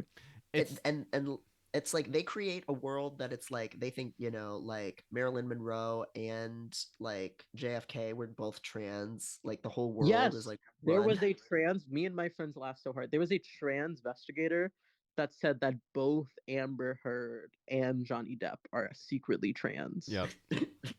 It's a weird thing to look at as which is crazy because Amber Heard, like, they have a kid, you know what I mean? So like the idea that not only in like Hollywood is this like covered up, but that the entire medical industry orchestrated like a switcheroo where Johnny Depp, I guess like the trans mask, gave birth, but then they pretended that it was Amber Heard who had, in order to cover up that she's trans, is just like, if you want to live in that world, go ahead. I guess, have fun.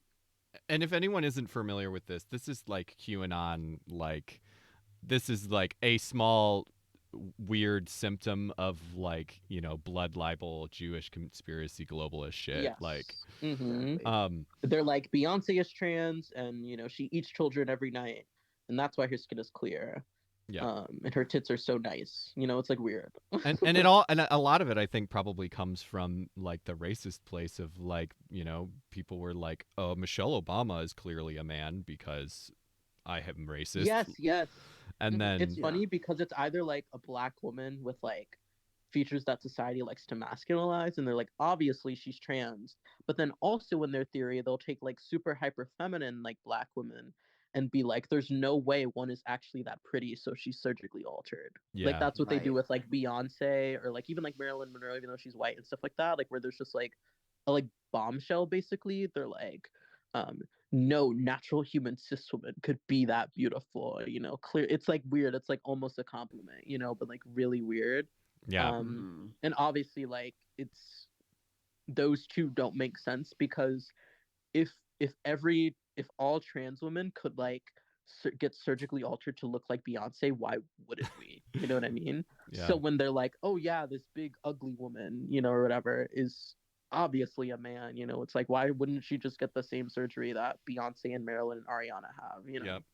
Right. Yeah. And it does, a lot of it come back to this idea of like white womanhood feeling threatened by like beauty in black women. And so then just saying like there's something must not be right here.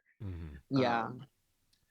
Did y'all see there was another meme that was kind of circulating this week of like kind of like a kind of curvy but like muscular just like white lady, and it was like, but she had like kind of like defined like abs, basically just like a curvy woman with abs, cis woman presumably. And like the meme was like, fellas, if you're attracted to this woman, you're gay, because no one could have this kind of musculature and not be on steroids or testosterone. So this woman is on testosterone. So if you find her attractive, you're gay. Yeah. It was such a baffling take, because it was both like making that like appeal to like inherent, you know, body types and musculature and all that kind of stuff. But it was also kind of saying like, if you're on testosterone, then like, or like if you have testosterone, like it almost went all the way back around to being halfway trans affirming, because it was like, oh, this person's on testosterone. They always do that, because they're like, they're, you know, like their thoughts are like so uninformed and like contradictory, you know what I mean? Because there was that, did you guys see that video of Andrew Tate where he was like, would you rather fuck Hulk Hogan with a pussy or Megan Fox with a dick? Like, this is a real video, I promise you. Please look it up if you have not seen it. It is so funny. Okay, also we gotta put some of that on. Voice. It's so we're gonna watch that for a second. No, it's really good. It's really good. It's Such so a wild. Oh god. Just probably Google like Andrew Tate like Megan Fox with a dick or something like that. Yeah, let's see if I can find this. Yeah, and by the way, of course his conclusion was that his argument was that having sex with like ugly women is basically more gay than having sex with trans women, which is because like at least trans women, you're attracted to like pretty and feminine things. But if you want to fuck a woman that looks like Hulk Hogan just because she has, you know, again, it's trans affirming, because he's like, if you would fuck something that like obviously looks like masculine just because it has a vagina, you're gay. So folks, I'm ascended, so sorry, I thought that was the video, but it was actually fucking let me see if I can Benjamin Pench Sharpanero. Oh boy. Little Ben, short king, trans icon, 5'4" man, Ben Shapiro. Okay, let's see. Okay, I did find. Here we go. I got it. Okay, now. great. Hold on, let me get over. Oh my god. He talks so weird, by the way. He Just to does. everyone. He's a very strange man. He's so jarring every time. This is the first time I heard his voice. You'll see when it's done. This area, I had to construct a specific area for the Bugatti. Anyway, that's all gonna be lit up and shit. Bugatti logos. Broke boys don't know. Listen, I recently posted a question on Twitter asking, would you rather have sex with a transsexual, which is a legitimate 10, or a woman, which is a legitimate 1? And everyone's sitting there clicking woman, woman, woman, woman, because they think they're going to be gay if they do anything else. But they're not actually thinking about the question. I am so smart. I operate on so many levels higher than the average man. You people are not thinking about the question. But what I love about this is it's not actually, it's actually like, my misogyny is so much higher than my transphobia. Yes, yeah. He's like a beautiful woman. A beautiful woman with a dick is so much more cosmically valuable than an ugly woman with a pussy. You know? My misogyny wins out over my fucking transphobia. I say a 1 and a 10, I mean Megan Fox with a dick. That's the tranny. Or Hulk Hogan with a pussy. That's the girl. This is the question I'm asking. Megan Fox or Hulk Hogan? So you're thinking, well, I don't want to be gay, so I just clicked the girl, the number 1, did it? You're gonna fuck Hulk Hogan? Okay, that's a pussy, but he's got mustache and muscles and shit. He's all hairy. He's so concerned about this issue. You know what I mean? This is really like in his heart and That mind. sounds pretty gay. I Like, don't care if it's a pussy. That is gay. like, do you see like how like his physical body language, like how this is like so real for him? Like this is like he's this taking is a the stand. This is the question facing the modern man. You know, is would He's you trying rather to- fuck Hulk? The modern straight man, you know, it's like He the has a it's like lot the of meme porn with to like justify having watched. yes, it's like the meme with like the car where it's like in like a street that splits in 2 different directions. You know what I mean? Or like the tunnels thing. Yeah. It's like the dilemma of facing the modern straight man. You know, Oh my is would you rather fuck Hulk Hogan with the pussy or Megan Fox with the dick? You know. Nobody's making you fuck anybody, you know? Yes. Like, what is this? It's like, where did all the cis women go in this experience? Where did this come from? It's almost like this is there's a much better like version of this that is just I probably won't be able to pull it up. But it's just fucking Johnny Bravo, and it's like if she makes me horny, then it's straight. Like, yes. I know what you're talking about. Yeah. Yeah, but you should play the rest of it because it's really fun. Okay. It gets more intense. Okay. Whereas Megan Fox, okay, he's got a dick, but maybe you can like scoot it out the way. I'm still Megan Fox. You know what I'm saying? At least she's small and shit. You get your hand around her neck, mess her up. You ain't messing up Hulk Hogan. Hulk Hogan's gonna mess you up. So this is the question I'm asking. You need to operate on a higher plane. Think about this. This is important. You know, This I is love that he's cultural. like This fucking affects the world we trans now woman live in. is so What like is straight? high. What is brain. gay? It's all a big sliding spectrum, isn't it? Because if you're gonna sit here and go, oh no, it's gay. You know, to bang he's Megan like Fox with he's a like dick," doing queer I theory. counter that argument. It's Yeah. gay to bang Hulk What the Hogan with a fuck? pussy. He just said it's a spectrum, you know? Like, Yeah. Like what? This is how we're gonna get people into that idea. You know, this is the entry point. God. Why does he? Well, I mean, there's no explanation for why he's done anything that he's done, but he didn't need to say all that. Yes, no, just like completely unprompted. You know what I mean? Like that was really like weighing on him. You know what I mean? Like he thinks about Megan Fox with a dick like night and day. You know? Clearly. I always I was wondering like what what it would be like to be like both Hulk Hogan and Megan Fox like watching that video. You know? Oh my god. It's for our says Like any... I wanted so bad Megan Fox to like post a reaction. Oh my. As far as says, are any of y'all familiar with Tate's fantasy short stories? He's multi. No. Oh, we might have to read some of those one day. Oh my god. We'll have to filter them through them first to see, but we could have a little, masterpiece theater with Andrew Tate's Gotta make fantasy sure books. none of them are Megan Fox with the dick smut, you know? I think yeah, we need to make sure if there is one of those that needs to be the first one we read. Yes. Dramatic reading. I need to see we should like put it on as a play. Yeah. Exactly. I need to see a T for T couple cosplay as Megan Fox and Hulk Hogan now. Oh my god. So pure. All right. Well, we're going a little bit. We've gone a little bit over. I'm gonna jump over to this social page. If you haven't already, follow Qupid at Qupid Shuffle on Instagram and Twitter, and consider. Isn't that a really cool username, guys? It's really good. It's very good. And Qupid, are you right now open to taking new astrological consultations if anybody wants one, or are you not currently? No, yeah, I am. I haven't been like advertising as much recently just because I've been like busy in my like IRL life. But always like I'm open to just like you know, I mean, basically with you just like DMing me, you know what I mean? Like, hey, you know, when can we, um, I just haven't been like going out of my way to like seek people out, you know? So Cool. consider Yeah. that. Consider that. Consider tipping the Venmo that's on the screen right now. And A few people already have. I haven't like looked, but I got the Oh. notifications. perfect. Oh, I'm really good. glad. Rad. Yes. Thank you so much for dropping so much knowledge. Like, Yeah.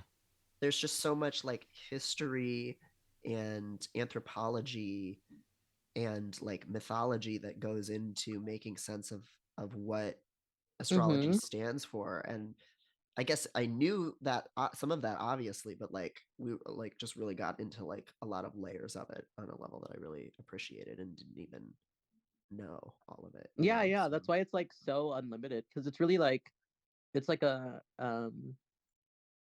I guess in like what like astrology does in terms of like interacting with other people is it like gives us like a shared language to like describe experiences, you know what I mean? So I'm mhm. always like coming up on like new analogies and metaphors and stuff like that just based on whoever I'm talking to, you know what I mean? Like I said, like kind of like goes back to that thing that like I said, you know, I could talk to like one, you know, someone for like 3 hours and, you know, I don't know, like um their dad never comes up, you know what I mean? Right. Or the other way around, where like it's, you know, it's the first thing we keep coming upon, you know, like their experiences with their dad and like everything, you know what I mean? Like every place we go through, they're like, oh yeah, that reminds me of this, you know what I mean? So um it like there's so much variation in terms of like and it really is like a like collaborative process, you know, because like um I can like bring the symbols, you know what I mean? But you kind of have to do like the square peg and like the round hole thing and like, you know, Right. put, you know, um I guess like, you know, you're the one doing the puzzle, you know, and I gave you the pieces.